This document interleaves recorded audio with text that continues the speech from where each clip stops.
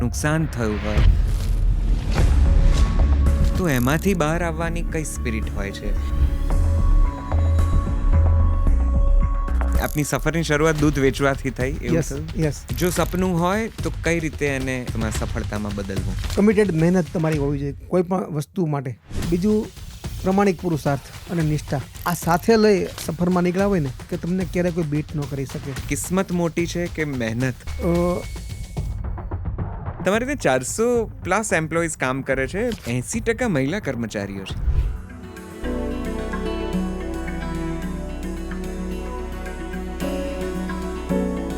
દરેક રીતે હાઇજેનિક કરી શકે છે કામ. ચોકસાઈ એનામાં હોય છે મહિલાઓમાં.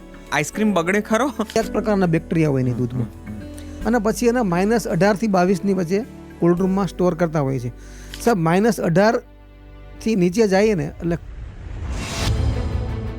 કેટલીક જગ્યાએ ખાઈએ ત્યારે બહુ સોલિડ આઈસ્ક્રીમ લાગે, અને કેટલાકને બહુ જ 5 મિનિટમાં પીગળીને દૂધ જેવા થઈ જાય. એ જલ્દી પીગળી જાય એનું કારણ એવું હોય છે કે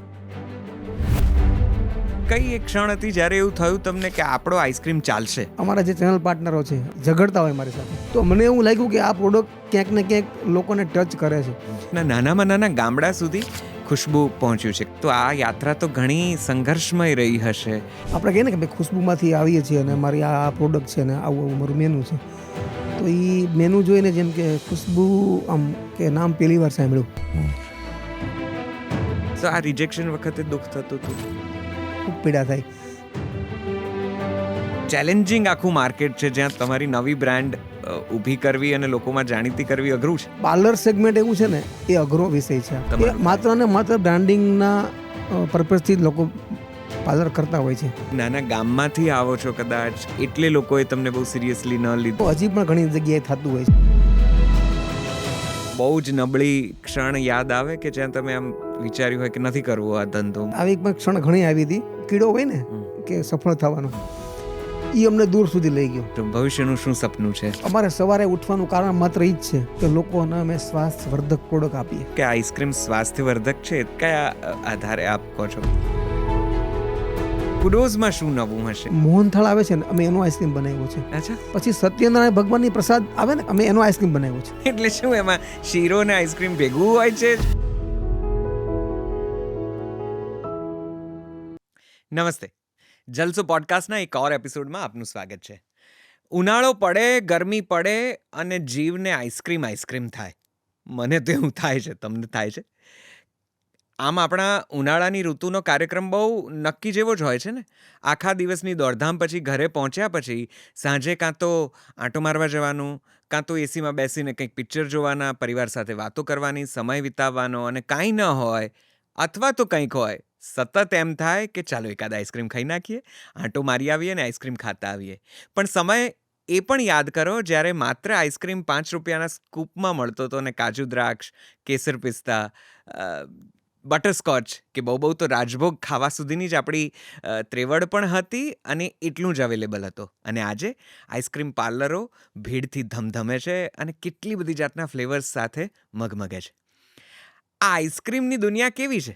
એ અંદર ખાને આપણને ઠંડક આપે છે, મીઠાશ ને ગળપણ મહેસૂસ કરાવે છે, પણ તેનું માર્કેટ અંદરથી કેટલું ધગધગતું છે, એમાં કેટલું પોટેન્શિયલ છે, એનું ભવિષ્ય શું છે, તેનું વર્તમાન શું છે? આ બધા જ સવાલોના જવાબ તમને આજે આ પોડકાસ્ટમાં મળવાના છે. આપણી સાથે આજના પોડકાસ્ટમાં આઈસ્ક્રીમ, તેના ઉત્પાદન અને તેના વેપાર અને તેના માર્કેટ વિશે વાત કરવા માટે એક ખૂબ જાણકાર અને અનુભવી વ્યક્તિ છે. તેઓ છે ખુશ્બુ આઈસ્ક્રીમ્સના મેનેજિંગ ડિરેક્ટર અને ફાઉન્ડર આદરણીય શ્રી હિંમત પોકિયા. તેમનું ખૂબ દિલથી, ખૂબ આદરથી, ખૂબ ભાવથી સ્વાગત કરો.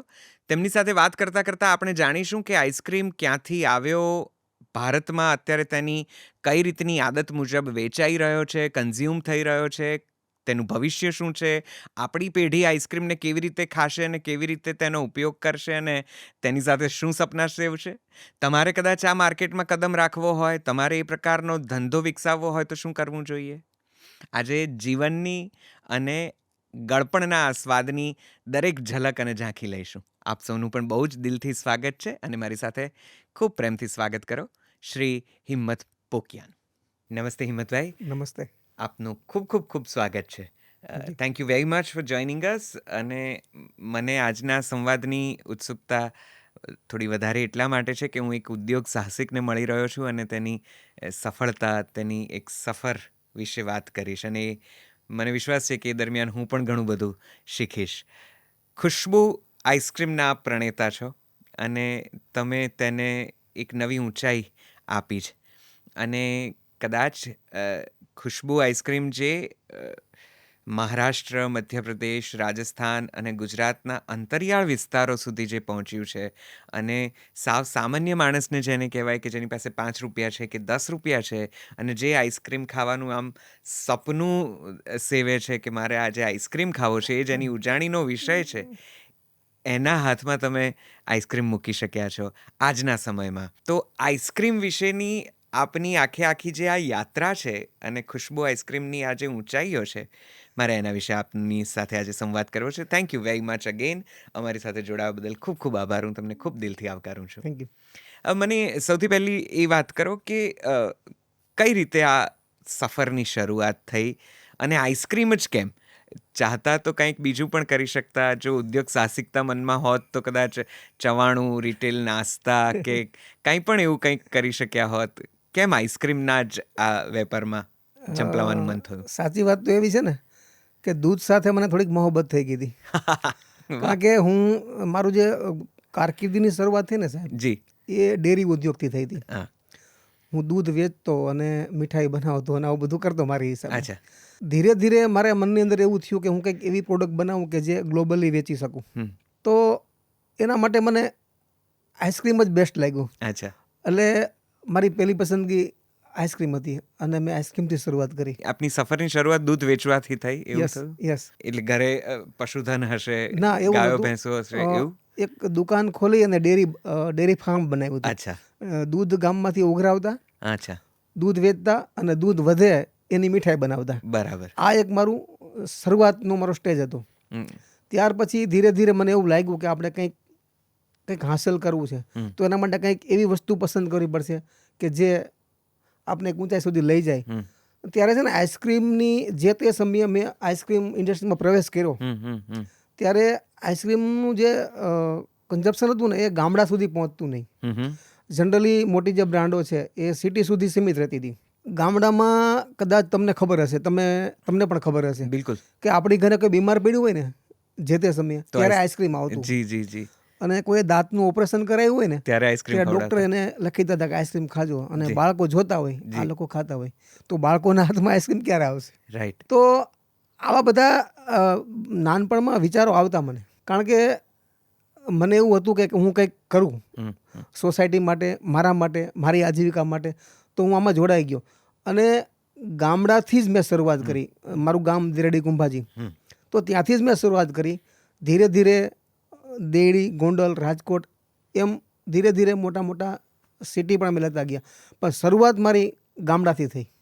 અને તમે બહુ સાચી વાત કરી. હું અચાનક જ એ દોરમાં પહોંચી ગયો જ્યારે પેલા વાડીલાલનો 5 રૂપિયાનો નાનો કપ અને 15 કે 10 રૂપિયાનો મોટો કપ આવે અને પેલું કાજુ દ્રાક્ષ, વેનીલા અને કેસર પિસ્તા, આવા 2-3 ફ્લેવર્સ જ હોય. અને રાજભોગ એમણે કાઢ્યો તો ત્યારે તો બહુ મોટી ચર્ચા થઈ હતી. અને ગામમાં કોકને ત્યાં જો લગ્ન પ્રસંગ કે કોઈ પણ અવસર ટાણે આઈસ્ક્રીમ રાખ્યો હોય તો પણ એક બહુ મોટું સ્ટેટસ ગણાતું કે ભાઈ એને ત્યાં તો આ વખતે પ્રસંગમાં આઈસ્ક્રીમ હતો.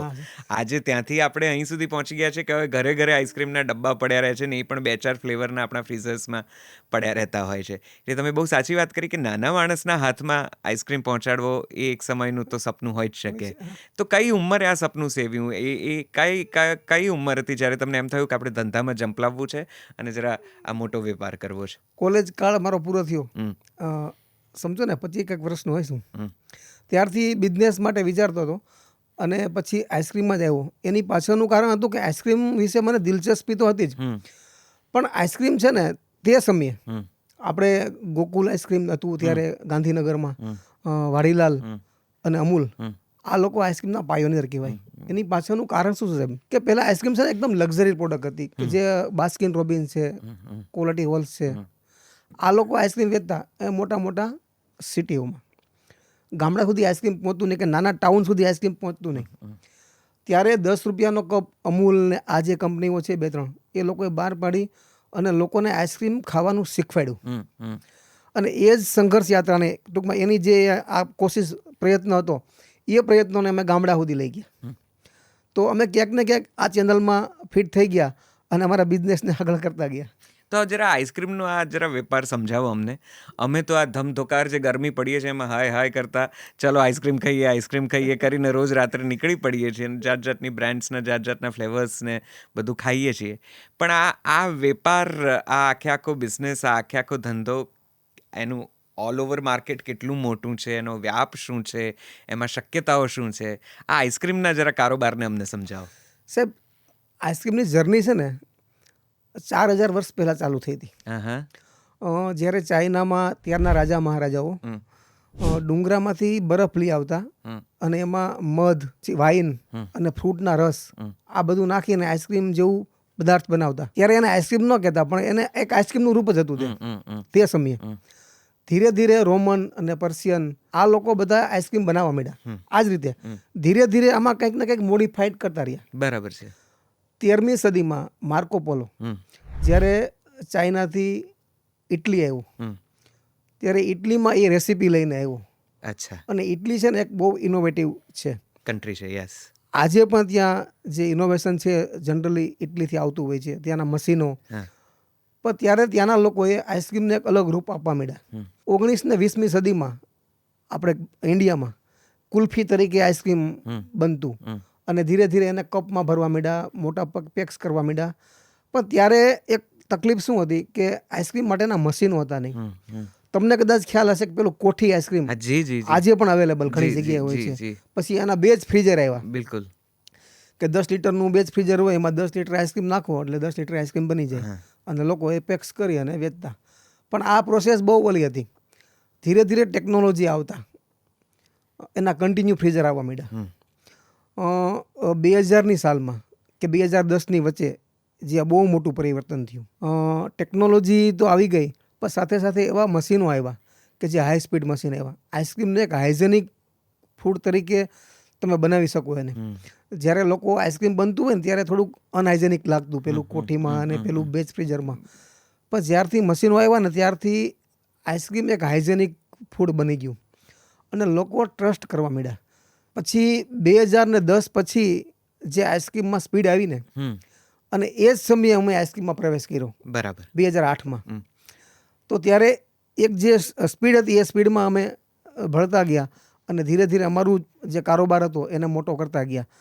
પણ જે તમે વાત કરી ને કે નાના ગામડા સુધી આઈસ્ક્રીમ તમે પહોંચાડ્યું, તો એમાં ખરેખર તમને હું વાત કરું ને કે જે આપણી અંદર એક વિચારો હોય ને સાહેબ, વિચારનું વાવેતર આપણે જે તે સમયે કર્યું હોય ને ત્યારે નફા કરતાં કે એમાંથી કોઈ આવક મેળવવા કરતાં કે તમે શું કરી રહ્યા છો ને એ તમે બહુ માયને રાખતું હોય. ત્યારે મને એવું નહોતું કે મને આમાંથી પૈસા મળશે અને હું મારું આજીવિકા ચલાવીશ. પણ મેં જે આ હાથમાં લીધું હતું ને મિશન કે આપણે આઈસ્ક્રીમને બધી ખુશ્બુનું બોર્ડ હોવું જોઈએ, આમ અંદરથી એવું લાગતું હતું. અને આપણે એના માટે રાતને દિવસ અમે એક કરી, અમારી આખી ટીમ, હું એક નહીં, મારા ભાઈ, નાના ભાઈ, મારું ફેમિલી અને મારી નાની એવી ટીમ હતી. એ ટીમે આખું એક સાથમાં બધા સાથે મળી અને અમારું એક જે આ સપનું હતું એને સાકાર કરવામાં બહુ ચાવીરૂપ ભૂમિકા ભજવી છે. બિલકુલ. તો આ વેપારને ધીરે ધીરે તમારી સાથે વાત કરતાં કરતાં સમજતો જાઉં અને કદાચ એ રીતે કદાચ આખી આ આઈસ્ક્રીમની પાછળ જે ગળપણ છે અને એની પાછળની મહેનત છે એ પણ કદાચ અમે બધા જાણીએ. પણ ખુશ્બુને અહીં સુધી ફેલાવવા માટે, કારણ કે મેં જેટલું પણ આ સંવાદના ભાગરૂપે તૈયારી કરી એ પ્રમાણે અમે જાણ્યું કે મહારાષ્ટ્ર હોય કે રાજસ્થાન હોય કે મધ્યપ્રદેશના નાનામાં નાના ગામડા સુધી ખુશ્બુ પહોંચ્યું છે. કદાચ શહેરના માણસને એનો કદાચ અનુભવ ન હોય કે એ બ્રાન્ડ સાથે પરિચય ન હોય, પણ આપણે વાત કરતા હતા એ પ્રમાણે રાજસ્થાન કે મધ્યપ્રદેશના સાવ છેવાડાના ગામના પેલા નાનકડા કરિયાણાની દુકાનમાં ફ્રીઝરમાંથી તમે ગુલ્ફી માગો કે આઈસ્ક્રીમ માગો તો તમને ખુશ્બુનો આઈસ્ક્રીમ મળે કે મધ્યપ્રદેશમાં એ થાય. તો આ યાત્રા તો ઘણી સંઘર્ષમય રહી હશે. કઈ રીતે આ સફર થયો? કયા કયા ચેલેન્જીસમાંથી પાર પડ્યું આ બધું? ચેલેન્જીસ તો છે ને સાહેબ, જે તમે કોઈ પણ બિઝનેસ શરૂ કરો ત્યારે આવવાની જ છે. પણ અમે છે ને આખી એક ચેનલ બનાવી હતી. એકવાર અમે એસ્ટાબ્લિશ થઈ ગયા કે ભાઈ આપણે આઈસ્ક્રીમ સારું બનાવી શકીએ છીએ અને ફાઇનાન્શિયલી થોડાક અમે સેટ થઈ ગયા પછી અમે છે ને આખી ચેનલ બનાવી. સુપર સ્ટોકિસ્ટ, ડિસ્ટ્રીબ્યુટર અને ડીલર, દરેક જિલ્લાની અંદર મેં સુપર સ્ટોકિસ્ટની નિમણૂક કરી. જી તાલુકા વાઇઝ ડિસ્ટ્રીબ્યુટરો બનાવ્યા જી અને એ લોકો તાલુકાના જે નાના નાના ગામડા હોય, નાની નાની શોપ હોય, કિરાણાની દુકાન હોય, કોઈ બેકરી હોય, કોઈ પાનની દુકાન હોય અથવા નાના નાના મોલ્સ કે પાર્લરો હોય, એમાં આઈસ્ક્રીમ સપ્લાય કરવા માંડ્યા. તો આખી આ ચેનલ અમે બનાવીને ત્યારથી અમને ખરેખર એવું લાગ્યું કે ચેનલથી જે ફાયદો થાય છે, કારણ કે ચેનલ એટલે ડિસ્ટ્રીબ્યુટર એટલે એઝ એ પાર્ટનર અમે અમારા પાર્ટનરો વધારતા ગયા. ડિસ્ટ્રીબ્યુટર કહેવા કરતાં હું એને પાર્ટનર કહીશ, કારણ કે એ લોકો છે ને જે તે એરિયામાં હોય ને ત્યાં અમારા 12% પાર્ટનર હોય છે, તો એ કંપનીના પાર્ટનર છે. તો આવા પાર્ટનરો અમે વધારતા ગયા દરેક એરિયામાં. જેવું ગુજરાતમાં કર્યું એવું જ અમે રાજસ્થાનમાં કર્યું, એવું જ મહારાષ્ટ્રમાં કર્યું, એવું જ એમપીમાં કર્યું અને હવે અમે છત્તીસગઢ અને ઓડિશા સુધી કરવા જઈ રહ્યા છીએ. તો આ ચેનલના હિસાબે અમને જે ફાયદો થયો ને એ ફાયદો આજે તમે પણ જોઈ રહ્યા છો અને લોકો જોઈ રહ્યા છે કે ભાઈ નહીં, કે છેવાડાના ગામ સુધી ખુશ્બુની અવેલેબિલિટી છે. તો હિંમતભાઈ, કઈ એક ક્ષણ હતી જ્યારે એવું થયું તમને કે આપણો આઈસ્ક્રીમ ચાલશે? એ પહેલી વાર ચાખ્યો ત્યારે, કે પછી આમાં ઘણા બધા મોડિફિકેશન કર્યા કે વેરિએશન કર્યા, કે કોઈકે કીધું કે ગામમાંથી કોઈક વખત પ્રતિભાવ આવ્યો હોય અને કોઈકે કીધું હોય કે તમારો આઈસ્ક્રીમ બેસ્ટ છે અને તમને મનમાં ઝબકારો થયો હોય કે ના આપણો આઈસ્ક્રીમ ચાલશે એટલે તમે કદાચ ધંધો વ્યાપ વધાર્યો હોય, એવું કંઈ એવી કોઈ મોમેન્ટ યાદ આવે છે? સાહેબ, શરૂઆતમાં છે ને જ્યારે હું કુલ્ફી બનાવતો ને ત્યારે હું કુલ્ફી વેચતો પણ બધાને ખવડાવતો કે ભાઈ તમે જુઓ આમાં શું છે એમ. તો એ લોકોના રિવ્યૂ તો હું લેતો જ, જે લોકો અનુભવી હોય એ આપણે રિવ્યૂ આપતા, એમાંથી હું શીખતો કંઈક ને કંઈક. લોકો પાસેથી જ શીખો છું હું અને આજ પણ હું શીખી રહ્યો છું. લર્નિંગ છે ને એ એટીટ્યૂડ આજે પણ મારી અંદર છે. પણ જ્યારે અમે એવી પ્રોડક્ટ બનાવી હોય અને લોકોને રિપીટ માગતા હોય, હિંમતભાઈ એ પ્રોડક્ટ પાછી ક્યારે બનાવવાના છો, અથવા કે તમારું 20 વાળી માવા મસ્તી અમને આપો, 40 વાળો અમને કોન આપો, અમને તમારો બાહુબલી કોન આપો. આ લોકો રિપીટ માગવા માંડ્યા અમારી પાસે, તમારી માવા મલાઈ બનાવો, તમારી ચોપાટી અમને આપો. તો એ આજ કેમ નથી? ક્યારેક અમારા ઓર્ડરમાં જ્યારે સ્ટોક ઓછો હોય ત્યારે કપાય તો રીતસરના અમારા જે ચેનલ પાર્ટનરો છે, અમારા ડિસ્ટ્રીબ્યુટરો છે, ઝઘડતા હોય મારી સાથે કે તમે કેમ અમને મોકલતા નથી. તો મને એવું લાગ્યું કે આ પ્રોડક્ટ ક્યાંક ને ક્યાંક લોકોને ટચ કરે છે, કે લોકોના જે સ્વાદ છે એની અરે અમે જોડાઈ ગયા છીએ. અને સાહેબ, શરૂઆતમાં તો અમે છે ને નાસીપાસમાં થઈ જતા. જ્યારે તમે પ્રોડક્ટ લઈને જાઓ ને ગામડામાં તો ઠીક છે, લોકો અમને એક્સેપ્ટ કરી લેતા હતા કે અમે ત્યાંથી હતા. પણ જ્યારે અમે અમદાવાદ, રાજકોટ, વડોદરા કે મોટા સેન્ટરમાં જઈએ ને ત્યારે ખુશ્બુ નામ નવું લાગે. આપણે કહીએ ને કે ભાઈ ખુશ્બુમાંથી આવીએ છીએ અને અમારી આ પ્રોડક્ટ છે અને આવું મારું મેનુ છે. તો એ મેનુ જોઈને જેમ કે ખુશ્બુ આમ કે નામ પહેલી વાર સાંભળ્યું ત્યારે અમે અમારી પ્રોડક્ટ એને ટેસ્ટ કરાવતા, અમે એને સેમ્પલો આપતા કે તમે એકવાર વેચો, ન વેચે તો પાછી આપજો અને વેચો એના પૈસાય નહીં આપતા. પણ જ્યારે અમે આ આપતા ને ત્યારે એનો રિપીટ ઓર્ડર અમને આવવા માંડ્યો અને અમે ધીરે ધીરે આ દિશામાં આગળ વધતા ગયા. આજે અમદાવાદ, સુરત, બરોડા કે રાજકોટ એમાં અત્યારે અમે અમારો બિઝનેસ જે ચાલી રહ્યો છે ને એનાથી અમને ખૂબ સંતોષ છે અને ખૂબ સારો બિઝનેસ અમે અત્યારે કરી રહ્યા છીએ. પણ સાહેબ, તમે જેમ કીધું એમ તમે કદાચ ખુશ્બુનું નામ બહુ ઓછું સાંભળ્યું હશે, કારણ કે અમારું જે એરિયા હતા ને, હવે અમે છે ને આ એરિયાને અમે જે સિટી કહેવાય, મોટા મહાનગરો છે, એ મહાનગરોમાં પણ અમે અત્યારે અમારું જે હવે પછીનો જે પ્લાન્ટ છે કે આપણે નાના નાના પાર્લર ઓપન કરીએ. તો અમે ખુશ્બુ જે નામ છે ને એમાં અમે એક પ્રીમિયમ બ્રાન્ડ બનાવી છે, કુડોઝ. કુડોઝમાં પ્રીમિયમ આઈસ્ક્રીમ અને ફૂડ મળતું. બરાબર. કારણ કે આમ પણ આઈસ્ક્રીમની વાત કરો ત્યારે જરા શહેરના માણસને એવું લાગે કે ખુશ્બુ આઈસ્ક્રીમ એ કાં તો કોઈ લોકલ એરિયાની કંઈક નાનકડી મોટી બ્રાન્ડ હશે ને એટલા વિસ્તાર પૂરતી સીમિત હશે, સાંભળ્યું બહુ હોય નહીં. અત્યારે આઈસ્ક્રીમના પાર્લર માર્કેટમાં તો એટલા બધા નામો છે અને હવે તો કેટલાક નાના સેન્ટર્સમાંથી પણ મોટા થયેલા નામો છે. તો આ તો બહુ ચેલેન્જિંગ આખું માર્કેટ છે જ્યાં તમારી નવી બ્રાન્ડ ઊભી કરવી અને લોકોમાં જાણીતી કરવી અઘરું છે. સાહેબ, અઘરું એટલા માટે હતું કે અમે ખુશ્બુ બ્રાન્ડને તો અત્યારે ગ્લોબલી બનાવવા જઈ જ રહ્યા છીએ અને આખા ઇન્ડિયામાં અમે ખુશ્બુથી અમે અમારી જે કન્ઝ્યુમર પ્રોડક્ટ છે એ વેચવાના છીએ. પણ એક પાર્લર સેગમેન્ટ એવું છે ને એ અઘરો વિષય છે આખો. એ કદાચ બ્રાન્ડિંગ માત્ર ને માત્ર બ્રાન્ડિંગના પર્પઝથી જ લોકો પાર્લર કરતા હોય છે. અને મને પણ એવું લાગ્યું કે આપણે અમદાવાદ છે, બરોડા છે, આ જે મોટા સેન્ટરો છે કે બોમ્બે છે, પૂના છે, પૂનામાં પણ અમારું કુડોઝનું પાર્લર ઓપન થઈ ગયું હમણાં જ અરે વાહ રિસન્ટલી. વાહ તો અમે આવા મોટા મોટા સેન્ટરમાં અત્યારે કુડોઝ એક ખુશ્બુની બ્રાન્ડ ઓફ ખુશ્બુ આઈસ્ક્રીમ, હમ. તો પ્રીમિયમ બ્રાન્ડને અમે અત્યારે લોન્ચ કરી રહ્યા છીએ. અને કદાચ આવતા વર્ષોમાં તમે પણ એવું કહેશો કે ભાઈ આ કુડોઝ ક્યાંનું છે કે શું છે. ત્યારે આપણે આ સંવાદને ફરીથી યાદ કરીશું. યસ. પણ આ એવા અનુભવો થયા હેમંતભાઈ કે નામના લીધે ખૂબ રિજેક્શન મળ્યું હોય, કે નાના ગામમાંથી આવો છો કદાચ, કે બહુ નાના સેન્ટરમાંથી આવો છો એટલે લોકોએ તમને બહુ સિરિયસલી ન લીધા હોય, થોડીક વધારે લોકોની જોડે વાતચીત કરીને મહેનત કરીને ધક્કો મારવો પડ્યો હોય કે અમને સહેજ હા, જગ્યા આપો, એવું શરૂઆતના સમયમાં ક્યારેય શરૂઆતમાં થયું હતું, હજી પણ ઘણી જગ્યાએ થતું હોય છે આવું. હજી પણ થાય? હવે અમને બ્રાન્ડ અવેરનેસ થઈ ગઈ છે લોકોને કે ખુશ્બુ શું બનાવે છે. લોકોને એની ક્વોલિટી પ્રત્યે શ્રદ્ધા છે, એટલે લોકો અમને સ્વીકારી રહ્યા છે. પણ શરૂઆતમાં તમે જે કીધું ને એવું બહુ બનતું, અને એના હિસાબે અમે ક્યારેક ઓબ્વિયસલી તમે પણ હોય એ જગ્યાએ તો તમે નેગેટિવ વિચારો આવે આપને, પણ અમે હંમેશા પોઝિટિવ રહ્યા નામથી, અને આ નામને અમે આગળ વધારતા રહ્યા.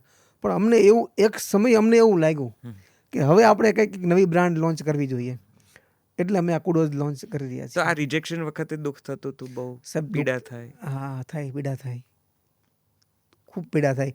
કારણ કે આપણે જે બ્રાન્ડને લઈને ચાલતા હોય છે, કે જેની ઉપર આપણું સર્વસ્વ હોય એ જે બ્રાન્ડ ઉપર, અને લોકો જ્યારે એને સ્વીકારે નહીં અથવા એવો રિસ્પોન્સ ન મળે ત્યારે આપણે એવું થાય. પણ અમે છે ને અમારી બ્રાન્ડની જે પ્રોડક્ટ, અમારી ક્વોલિટી છે ને એની ઉપર અમે જે કામ કરી રહ્યા છીએ. લોકો એકવાર એને અમારી પ્રોડક્ટને એકવાર જે કન્ઝ્યુમ કરે ને પછી અમારા રિપીટ ગ્રાહક થઈ જાય છે. તો આ પ્રોસેસ કરવી ને એ થોડીક હેલ્ધી પ્રોસેસ છે. તો નાના સેન્ટરમાંથી આવવું અને મોટા માર્કેટમાં પ્રવેશ મેળવવો કે સફળતા મેળવવી એ આજે પણ એટલું અઘરું છે હિંમતભાઈ? ના, હવે નથી, કારણ કે આજે સોશિયલ મીડિયા આવી ગયું છે અને માર્કેટિંગના એટલા અલગ અલગ એપ્સ બધી આવી ગઈ છે. લોકો સુધી પહોંચવું એકદમ ઇઝી થઈ ગયું છે. આજે તમને છેલ્લા 2 વર્ષથી હું કહું છું ને કે ખુશ્બુ એટલું હવે લોકોની બ્રાન્ડ એટલી અવેરનેસ થઈ ગઈ છે, અને આજે અમે કુડોઝની શરૂઆત કરી છે તો આજે પણ અમારા 20 આઉટલેટ ઓપન થવા માંડ્યા છે. તો હવે લોકોને, કારણ કે હવે છે ને દુનિયા બહુ નાની થઈ ગઈ છે. તમે આજ કંઈ એ કરશો ને તો કાલ અમને દેડીમાં ખબર હશે કે આજે કંઈક થયું હા અમદાવાદમાં. આજે અમદાવાદમાં કંઈક થયું. તો હવે દુનિયા નાની થઈ ગઈ છે, એટલે હવે બ્રાન્ડને લોકો સુધી પહોંચાડવી બહુ અઘરી નથી રહી. તો એ અમને અત્યારે બહુ સપોર્ટ કરે છે. આજ જે ટેકનોલોજી જે આવી છે, એઆઈ આવ્યું, હવે એસઆઈ આવવાનું છે, સુપર ઇન્ટેલિજન્ટ. તો આ બધી વસ્તુઓ છે ને એ અમને બહુ ને બહુ ક્યાંક ને ક્યાંક કામમાં આવે છે. અને અમે અમારી જે મશીનરીઓ છે કે અમારું જે બ્રાન્ડિંગ ડિપાર્ટમેન્ટ છે, આ લોકો બધી આવી એપનો ઉપયોગ કરી અને લોકો સુધી પહોંચી જાય છે.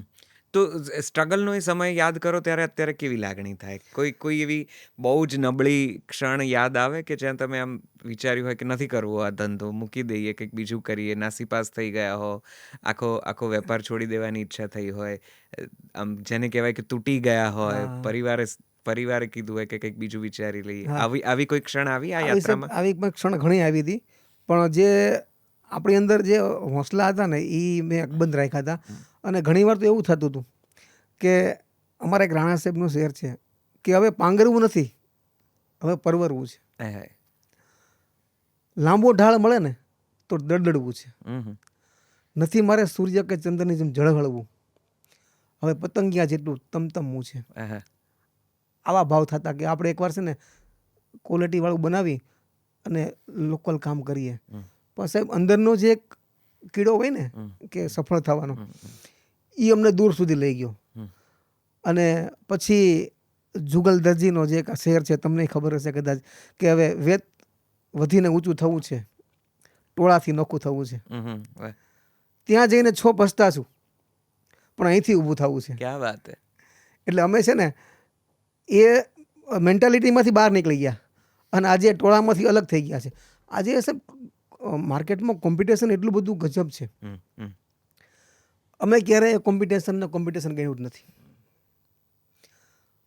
જેટલા કોમ્પિટિટર માર્કેટમાં આવશે ને એ કંઈક ને કંઈક શીખવીને જાય છે, અથવા તમારી અંદર જે કંઈ ઇનોવેશન હોય એ તમે બહાર કાઢો. સાહેબ તમે આઈસ્ક્રીમ એટલે શું છે? કોમન વસ્તુ કોઈ પણ સમજી શકે. દૂધ, સુગર, ક્રીમ અને સ્ટેબિલાઇઝર નાખો એટલે આઈસ્ક્રીમ બની ગયું. આ કોઈ રોકેટ સાયન્સ તો છે નહીં. કોઈ રોકેટ સાયન્સ છે નહીં. પણ સાહેબ આમાં ઇનોવેશન તમે જે લાવી શકો ને એ તમને સફળ બનાવી શકે. કારણ કે આજે દુનિયા એટલી નાની થઈ ગઈ, મેં તમને વાત કરી એમ, તો કોઈ પ્રકારની મોનોપોલી ક્યાંય છે નહીં. પણ આપણી પ્રોડક્ટમાં જેટલું આપણે ઇનોવેશન કરીએ ને લોકો એટલા આપને ઓળખે.